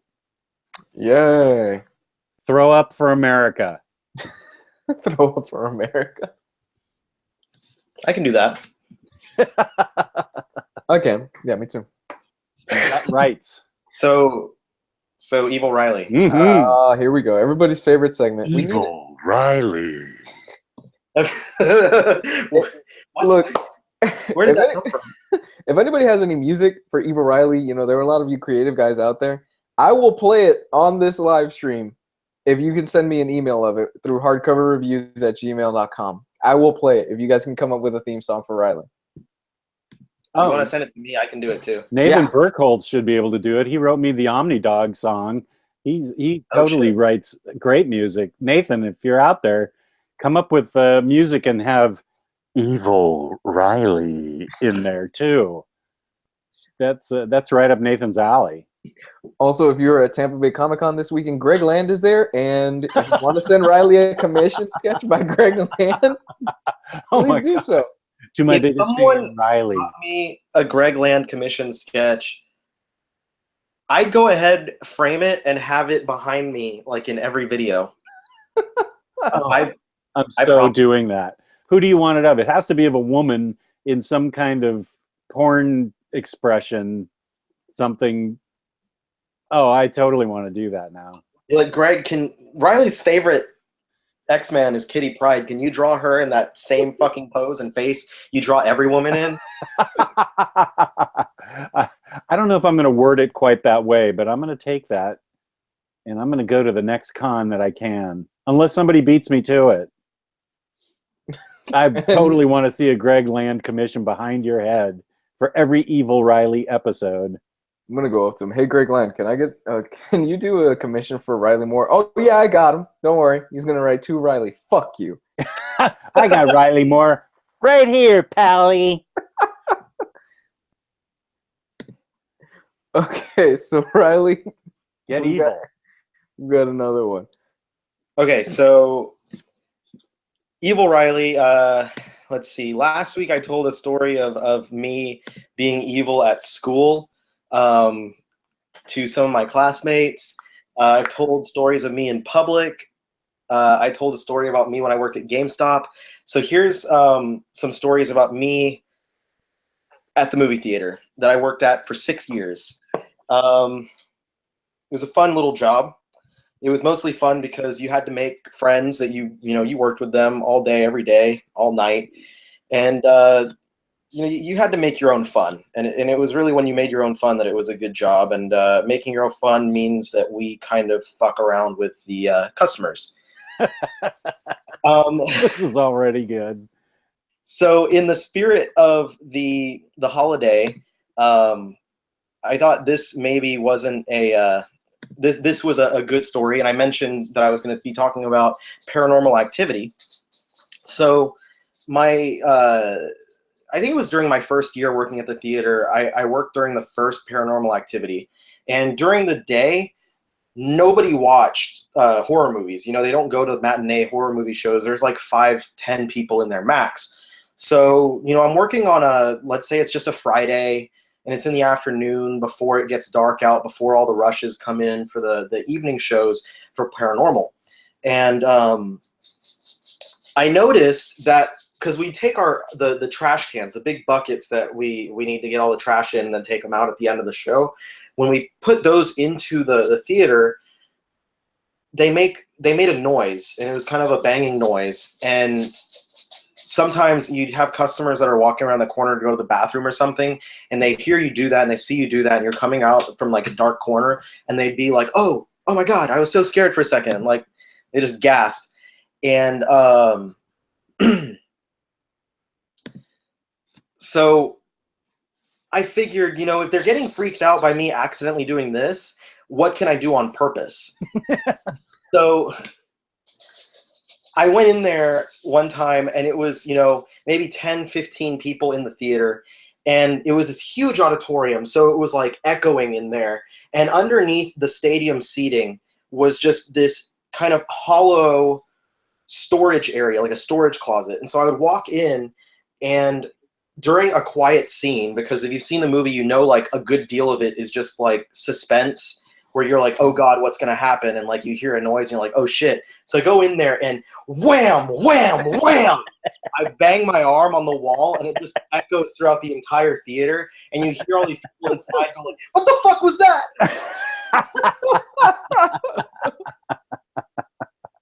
So that's like, I did that for a few shows because I figured out that I could like fuck with people like that. Wow. So that's the Halloween themed one. Another thing, if you ever want to fuck with people at the movie theater, like you're just wanting to be an asshole, look for light switches inside the theater. Usually it turns on the cleaning lights, which are a lot brighter than just like the lights they turn on when people are coming into the theater. So you can just fuck with people by flipping those on real quick and leaving. They're usually not hard to find. They're usually in the entrance. The first theater I worked at, they're not in the theater. They were upstairs, which is probably a really good idea, because the second theater I worked at, I would run in and I'd flip the switch on real quick, and then when people were like, what the fuck, I would turn it back off and leave. So if you ever had that happen, you've either got an asshole customer on your hands that's in the know, or you have someone like me who is just that day. I'm totally doing that now. That's great. I would also like oversalt the popcorn when I was working sessions. People would come back like, I need another popcorn. This is way too salty. And we'd throw out like tons of popcorn, and then I'd just throw it outside to feed the birds, and you have this massive flock of birds coming in, just freaking people out. That was fun. And then one time I was also just flat out being a dick, and like I was training a new guy at this time. And I was like, we're going around the corner to one of the farther theaters in the back of the building.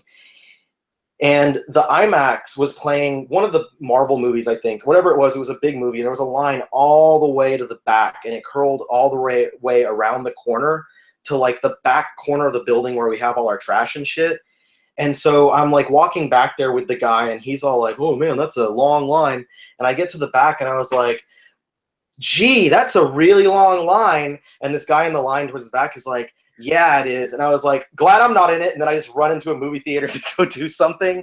This kid is under the impression of like, this is how we are here, isn't it? And I was like, yes, when you're with me, child, this is how we are.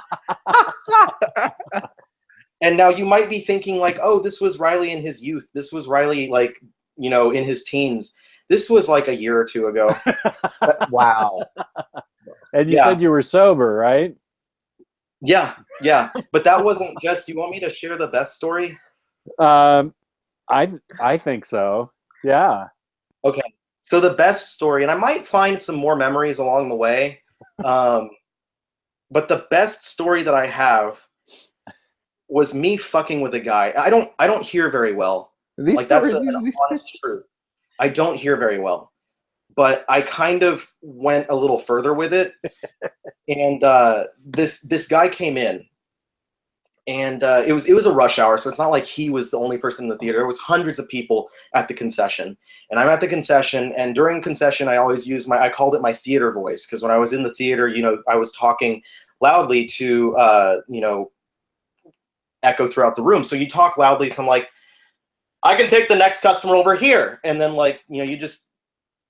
That's how I was talking. And I get into the habit of talking like that to every single person so that people can hear it over, you know, all the noise and all the bullshit and all the other people that are complaining about their salty popcorn.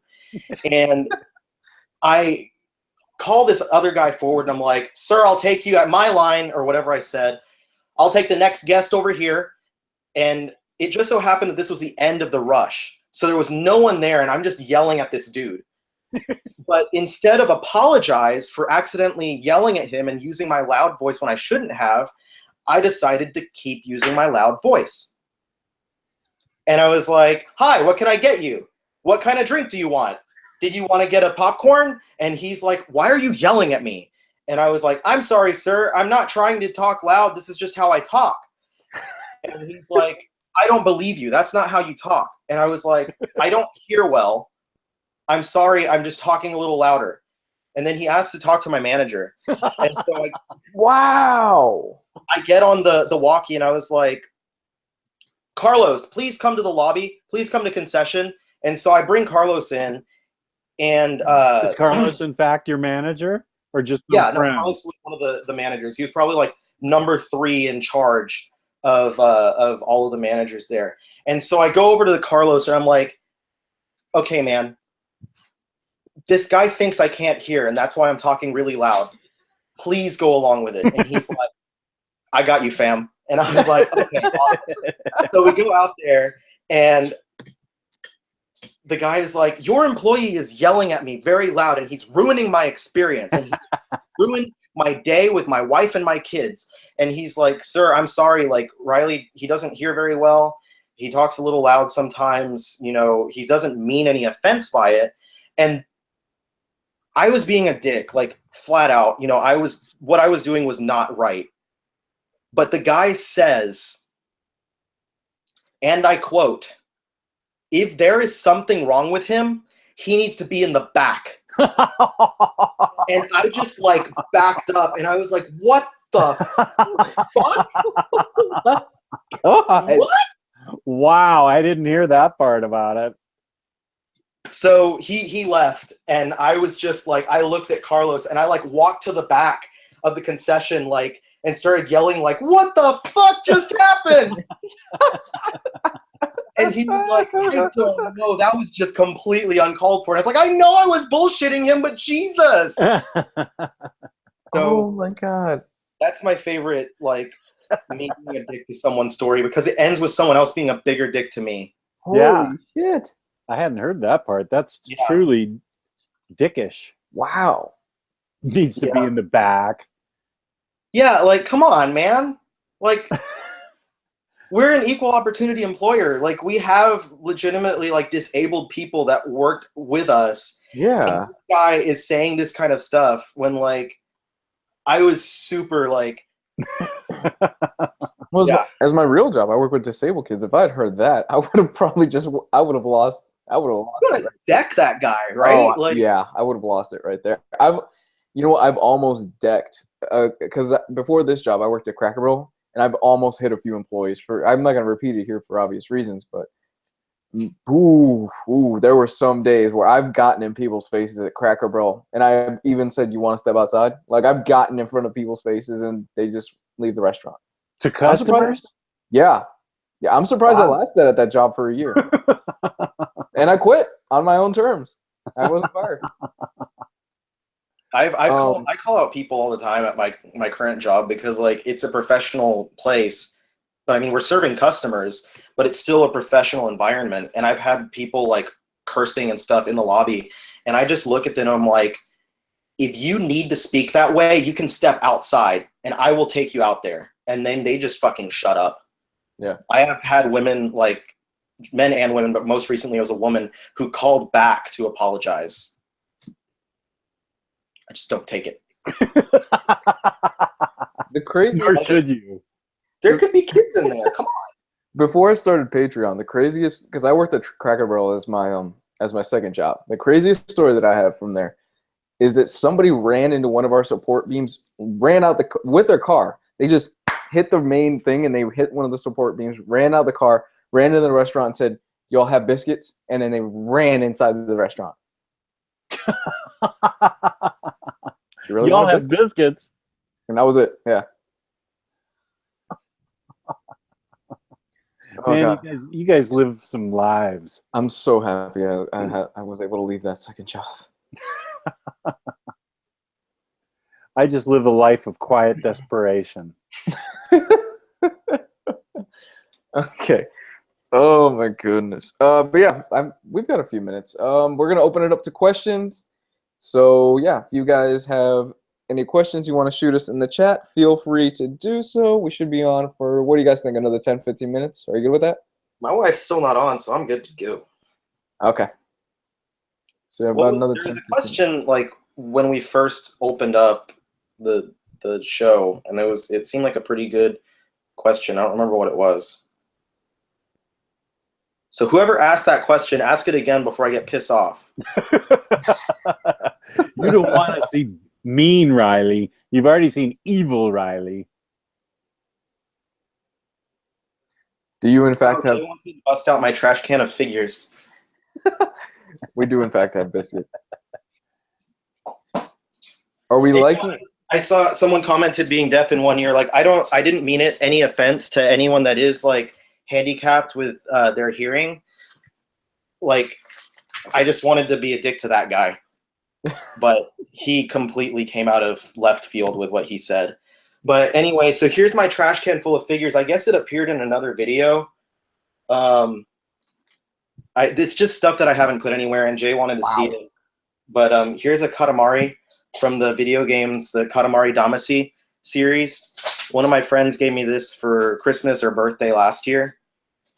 And here's my Turbo Man from Jingle All the Way.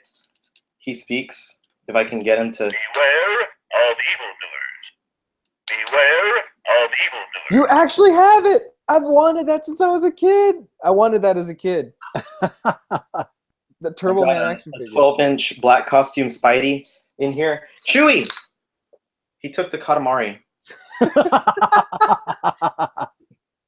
He has this pink mustache from when Megan used to drive Lyft, but he wants the Katamari. Wait, take that and put it under your nose. Oh.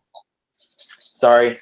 And then the rest of the basket, most of it is like amiibo figurines, and then there's a few Dragon Ball things. Like here's a Super Saiyan 4 Goku. You really do have a garbage can full of toys. Here's Link with a really bended up sword. Bended.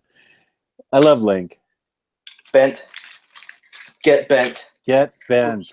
The duck mobile from Batman Returns. I don't know, there's a bunch of stuff in here. I don't really feel like busting it all out, but it's just I don't have room for it, and I already have like a bunch of other figures on display, like all my Marvel Selects, my X-Men Legends figures, my 12-inch Michael Jordan from Space Jam figure. You know, the important stuff. Stuff you can't live without. Exactly. We got one here. What was the worst Bendis story? I'm going to go for Civil War II right now. Just because I can't think of anything else. I don't know.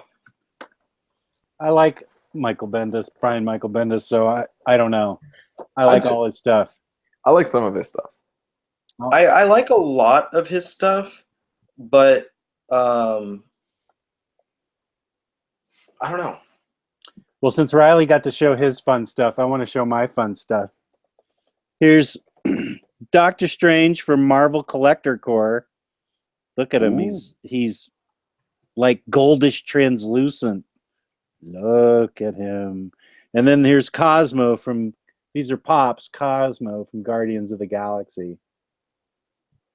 Whoop, you can see Riley's face right there. Look, it looks like Riley's in the Pop. I am a Of pop. Riley. That's right, So kids. there's Cosmo. That's right, kids. One day you can own your own evil Riley Pop figure. complete with evil mustache. Evil pink mustache.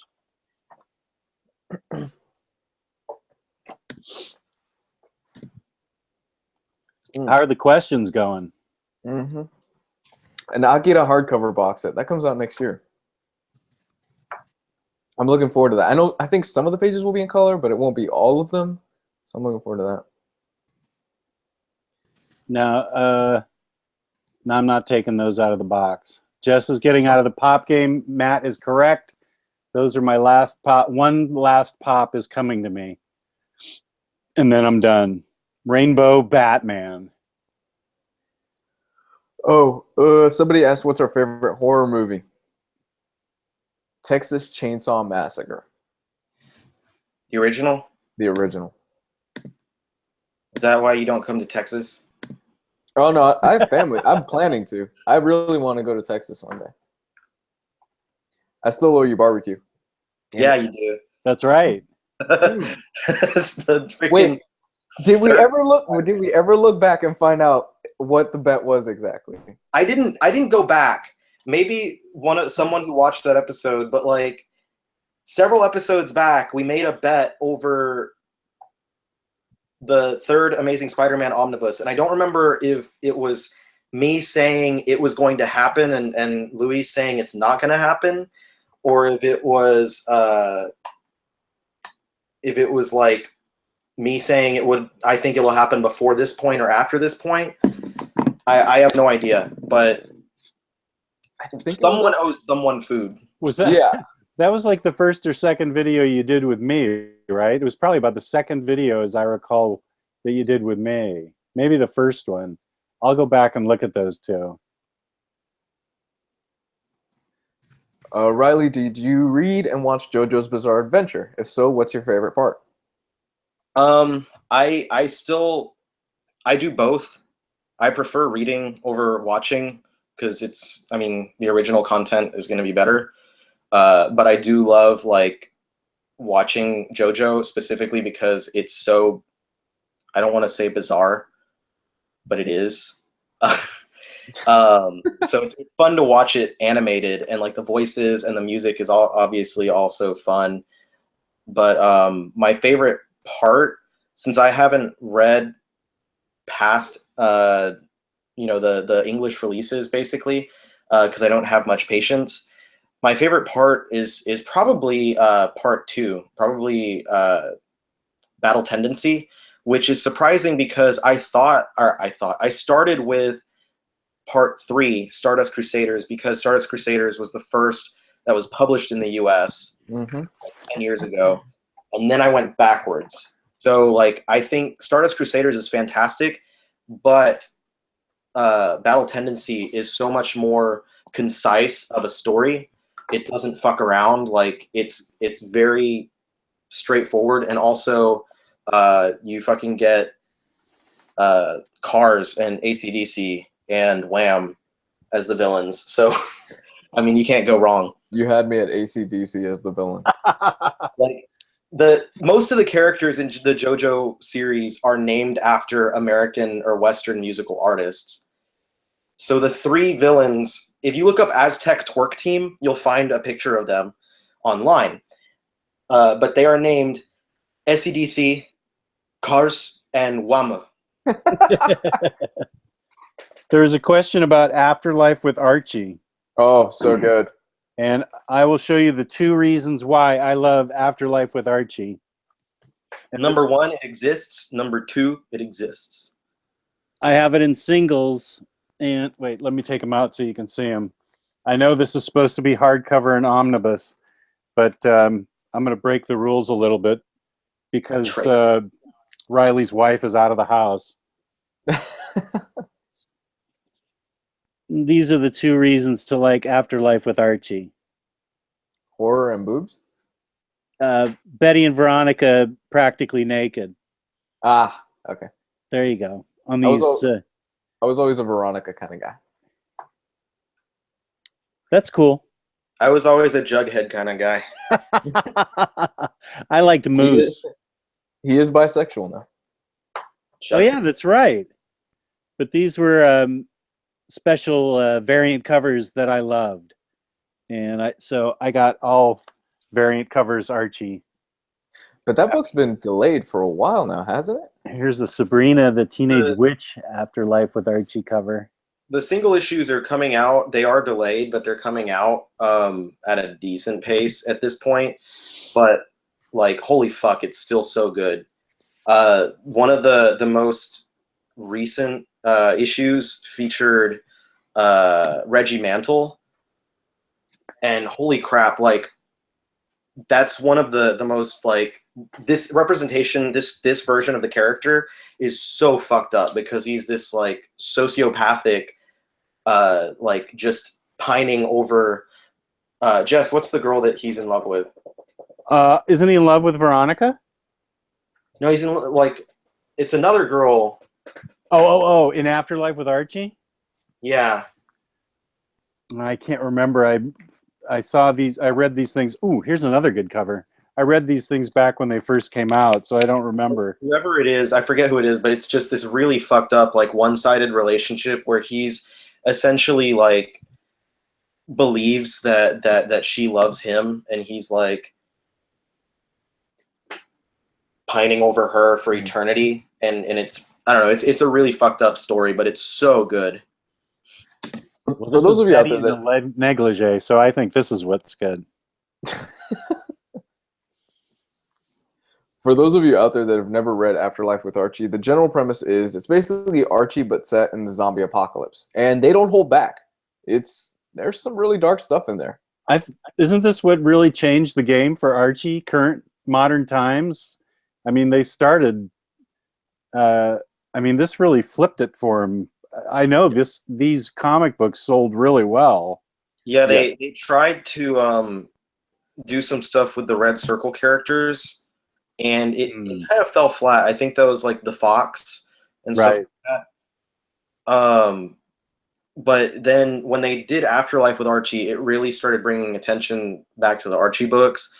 They did the Red Circle again, with a lot of really good creators in there. And then they also restarted the main series of Archie, or not restarted, but they started a new main, just regular Archie series by Mark Waid that had Fiona Staples on the art initially. Oh, yeah, that's right. I have a signed copy of the first issue with the variant cover by Terry Moore, and my good buddy Robbie Arcilla, who's in the group. I've known him for years. He got a copy from our old local comic shop in Houston, Bedrock City, because Terry Moore, since he lives in Houston, he's always at Bedrock City, and he was doing signings of that variant. So he sent me a copy of that. So that's super neato. And then they also, after that was successful, they started up the Jughead series with Chip Zdarsky. And then they started up a Betty and Veronica and a Josie and the Pussycats title to go along with it. And of course, somebody just called me a filthy bastard. Was it Ryan? I don't think so. It looks it. Speaking of bastard, Ryan Sace is still a bastard, but no, this was Stan Lethry H. I don't know how you pronounce that. That's Ryan. That's Ryan's name on here. Is it?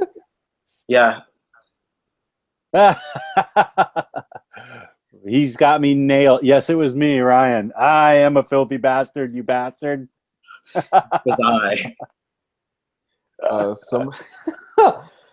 Somebody asked, how would you introduce the Fantastic Four if they were brought back into the MCU? Any thoughts? With a big bang. With a big bang? Like literally the Big Bang. Really? Because Reed is off creating, like, he's having Franklin create the universe in the MCU. Is what they're doing right now. Along, like, that's where the Richards family is. So I would have some sort of literal Big Bang happening that brings them back.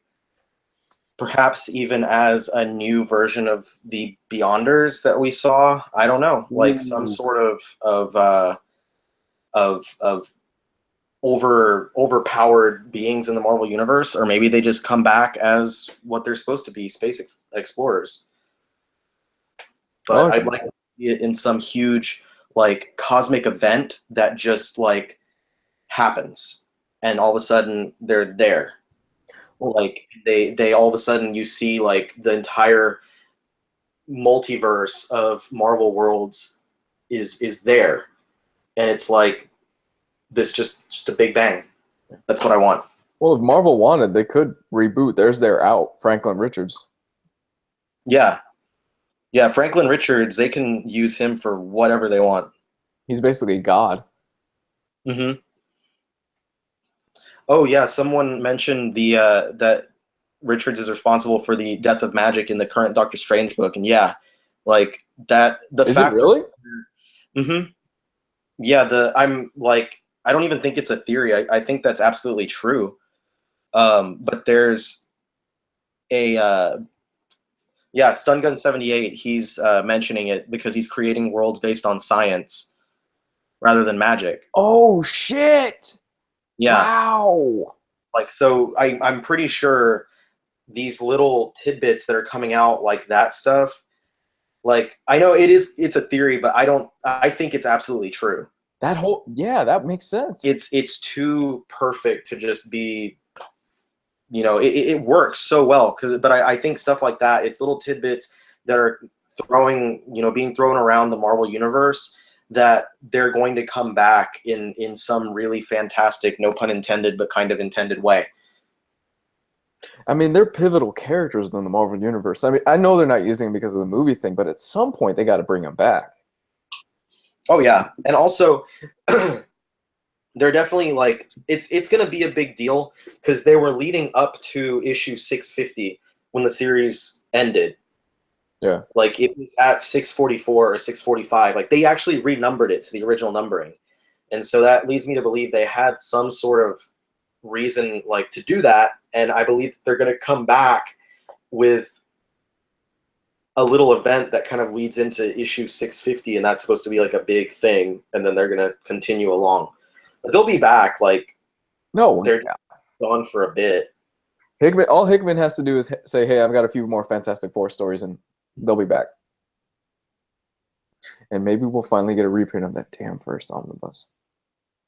I think a better question would be, because just considering that Hickman is gone from Marvel for a while. Yeah, he's done. And I don't think that he would write the team again.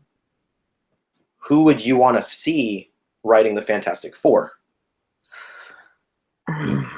That's hard because the Fantastic Four is hard to write because you gotta balance out the science with the fun. And Hickman's run, despite everything that people say about Hickman's run was pivotal. It's really important in the Marvel universe as a whole, and he was a great writer. I don't know off the top of my head. I'd have to think about that for a minute. I think Vaughn could probably do a good job. Brian K. Vaughan? Yeah, I think he could do a good job. If they got him on board, I think that would be really interesting. Get that Saga team, Brian K. Vaughan and Fiona Staples. Yeah. After they're done with Saga. I think Saga's ending at 60 issues. I think that's the goal. So after that, they could probably do something. That would be interesting. Warren Ellis. Here that Al Ewing would kill it on. I'm gonna say Warren Ellis, but he'd probably get bored within the first 5 issues. Yeah, we'd get about 5 or 6 issues, and then he'd go off to write James Bond. I'm seeing Lemire. Lemire's another good choice. That would be interesting. And then I know a couple people, including Omar, said Abnett and Lanning, but unfortunately they did break up, like he mentioned. And also now Abnett is like at DC officially. Al Ewing would be good. I'm thinking I saw about a question that is causing me to look around the room so I can make a decision. It was Luis and Jess. What's your favorite X-Men book? That's a good question to not ask Riley because he's the expert in X-Men and could come up with it in 2 seconds. I ramble on for about 20 minutes. Yeah, and I'm racking my brain because I did just read a really good X-Men book, and I'm trying to think of what it was. I think it was the new X-Men. Was it all new X-Men where they brought the past team into the future? Mm-hmm. Yeah, I think that's my favorite X-Men. I thought that was really well done. Wasn't happy with how it ended necessarily, but I enjoyed it all the way up till the ending. Was those oversized hardcovers of All New X-Men? New X-Men, yeah. Let me think. For me, there's a few places I would start. I've started Claremont's run. I still haven't dived too far into it. That's really good if you want classic X-Men. But for me, probably the best place to start, probably Uncanny X-Force or New X-Men Oh yeah, with Morrison. I forgot about those books. An Astonishing X-Men. Astonishing X-Men, so good. I would say New X-Men simply because Grant Morrison did change the game of the X-Men for a while, and even today, a lot of what he's done has a lot of lasting effects on the X-Men today. Yeah, and he introduced Stepford Cuckoos, who are my favorite characters ever. Okay. I'm changing my answer. Very good. New X-Men. He also introduced Quentin Quire, who I love. He's a little ass, but I still like him. He is a total ass. I dressed up as Quentin Quire for Halloween one year. That's the question. That's what it was. Whoever asked it, they didn't say it again, so I'm angry, but also I'm excited because I remembered the fucking question was, are you guys dressing up for Halloween? And if so, what are you dressing up as? I'm dressing up as a dog. What a surprise! No, I am not dressing up. I'm going over to smoke cigars with a friend and hand out candy while our wives go drinking and trick-or-treating with some little girls. Jess, you're living the American dream. Mama's home. Mama's home. Go. I am...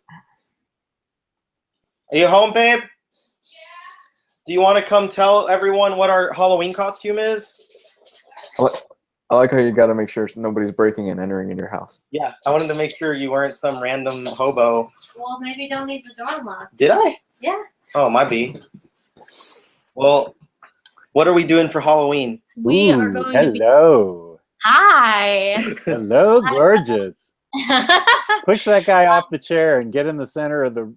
Yeah, get in the center of the frame. Nice. So we are going to be Bob Ross and Happy Tree. So Riley's, I don't know if he showed you all the wig he's I haven't got. grabbed it. And then I will be a Happy Tree. I like it. That's the painter. Y'all. That's the painter guy. Yeah. Okay, I got it. You gotta wear a big wig, right? Hold on. I think we gotta paint a picture. Okay. Literally. I totally know who you're talking about. Have you guys seen the show is on Netflix? And it's like the most chill thing to watch because he's just so joyous about being able to paint. Right. And bringing that to everyone. And I love it. It's like the happiest thing you could ever watch. And I don't smoke myself, but I'm sure a lot of people love to smoke and watch Bob Ross.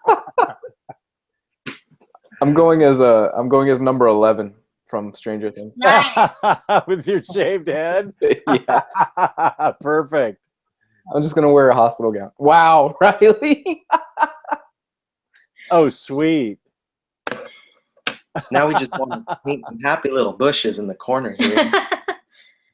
And you just want to mix a little bit of that gunmetal gray with your adamantine Maybe blue, don't. and then make that sky really pop. Wait, where'd Megan go? I'm here. Well, show your face more. There's too much Riley and not enough Megan. All right.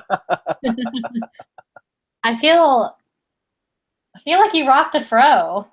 Like seeing it in the little thing here, I don't think he looks half bad. What do y'all think? No, I think it looks good. You pull up. This is Bob Ross to life. I think you could. You pull up the Jufro real well. Whoa. I think he does it pretty well. You look pretty cute. But also for work, we're doing the Little Mermaid, and I'm dressing up as Prince Eric. How do you wear a hat with the fro though? Just like does it sit on top? Nice. That's how ball players used to do it back in the 70s. Yeah.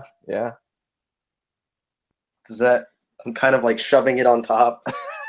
You just let it sit? I don't know. Yeah. I like it. I kind of, yeah. You're almost lifelike. I dig it. My hair is actually really curly, so if I grew it out, it kind of, it doesn't go full fro, but almost. Nice.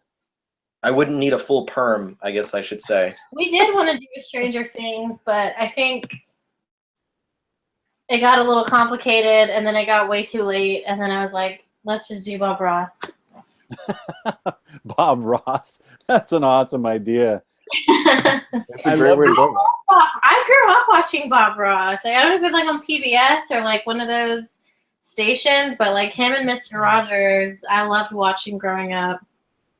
I could have been Mr. Rogers. I have plenty of sweaters. Yeah, but I think the red sweater is a Ken Bone thing this year. Oh God, yeah. Oh gosh. So Is anyone even still doing Ken Bone? I think he fell off. I think so. It turned out he was a Yeah. bit of a jerk in real life. yeah, Yeah, the bright shining, like it was like a shining star. He burned out so quickly. Unfortunately. turned out people found out he was kind of. I can totally see you as L, Luis. You just have to hold like 45 boxes of Eggos and call people mouth breathers. And Oh, that's the plan. mouth breather. I'm gonna have a box of Eggos, and I'm gonna wear a nightgown. Not nightgown. Wow. Do I rock the fro? Not at all. You didn't tell me how ugly I look. Ken Bone got owned by Reddit, aka Ken Bone got boned by Reddit. Yikes. Had to say it. I told you guys the highlight of the stream was the Evil Riley story. I feel like I did a pretty good one this week. I've had a couple of stinkers, but this week's Evil Riley, I was proud. It Oh, was a good story, man. I think all of your evil Rileys are great. This is probably my favorite one. Got to see how evil I can get. Yeah. No, I think it shows shines a spotlight on your dark, twisted soul that we never knew existed before. You come across as such a goody-goody. I mean, I'm just trying to repent. I have to make up for all the evil I've done in my life. Like the no, not yet, almost. But the like, it's like I am lawful good when it comes to comics. Like, no one shall spend over cover. No one shall like troll others. No one shall do whatever. Like, there will be equal representation of everyone in comics. But when it's like other stuff, I'm like, fuck you. All right. You guys want to call it right now? Because I'm getting tired. Sounds good to me. All right. So yeah, Jess, my good friend, where can they find you?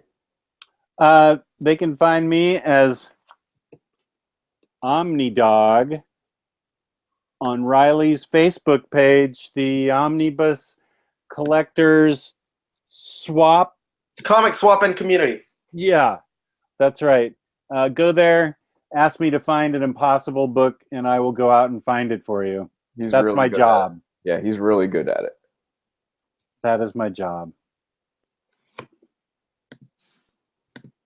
And Riley? You can find me on my channel.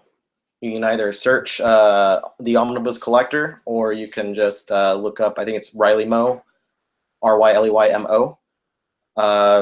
You can find my website, theomnibuscollector.com, or the Facebook group that Jess mentioned. We are both admins on that group, the Omnibus Collectors Comic Swap and Community. And then, of course, I'm other places that you can find me too. You can find me. I'm an admin too. Yeah, she's an admin on the group too. She just doesn't administrate. She had some great ideas for topics for us. I did. Oh, yeah. Thank Yeah, you. she gave us all the good topics. Thank Yeah. you. A ton of good topics. It's Chewy. You're dropping all my stuff. Chewy's not an admin, but he's just as much of a backbone of this household as me and Riley are. has no clue what's going on. Put me down now, please. Luis, where can we find you? You can find me here on this channel, Hardcover Reviews. You can find me on Twitter under Hardcover Review and Facebook, Hardcover Review. You can also find me in the Omnibus group.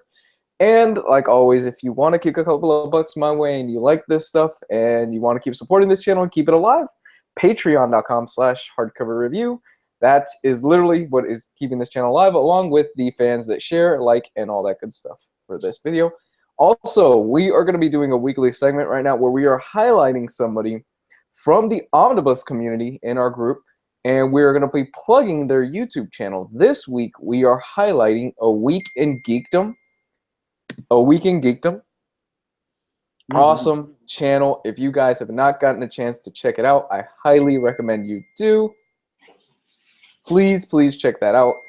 And I'm getting spammed right now by my girlfriend. And Giovanni Menendez, yeah, does the channel, is a fantastic gentleman. Always great things to say in the group. Not only does he do videos about comics, but he also does a lot of stuff about collectibles, like a lot of pops and stuff. So if you like pops and action figures, Giovanni's channel is really great. And he also helped me out by editing one of my videos when I was too lazy to edit myself, because he's a fantastic freaking editor. And he made it really cool with awesome music. But before we go, I just want to make one comment real quick. I was asked, I think it was yesterday or the day before, Luis, you sent a guy on Twitter my way about X-Men reading order. And I told this gentleman, I don't know if he's watching now or will be watching this later, but I believe his name was Noah Crowley. And I have filmed the video for you. I filmed it twice because I wasn't happy the first time. And it is a reading order from the very beginning all the way up till now of the 2 main X books. Wow. Jay, you did ask, but there was another guy that also asked. I just saw that Jay mentioned.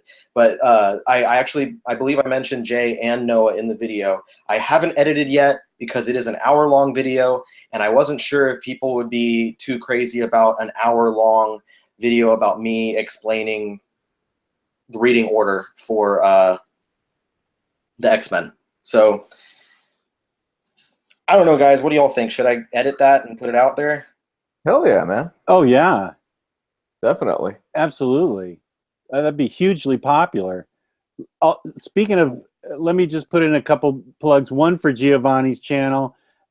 Giovanni's a great guy, and he's extremely articulate and well-spoken and does not miss a beat. Great editing in his videos, and he talks about everything.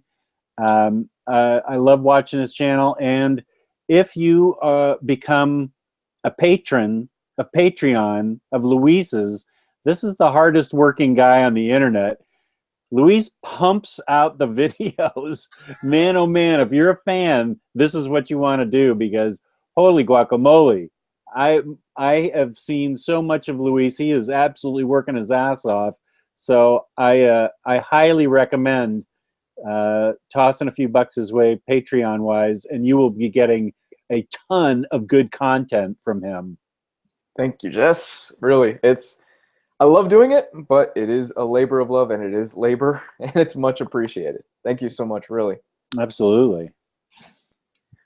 And with that, I think we're going to go ahead and call this. Everybody have a safe and happy Halloween. Watch out for clowns and all that. Clowns! Watch out for dogs! And have a good night. Bye. Good night, guys.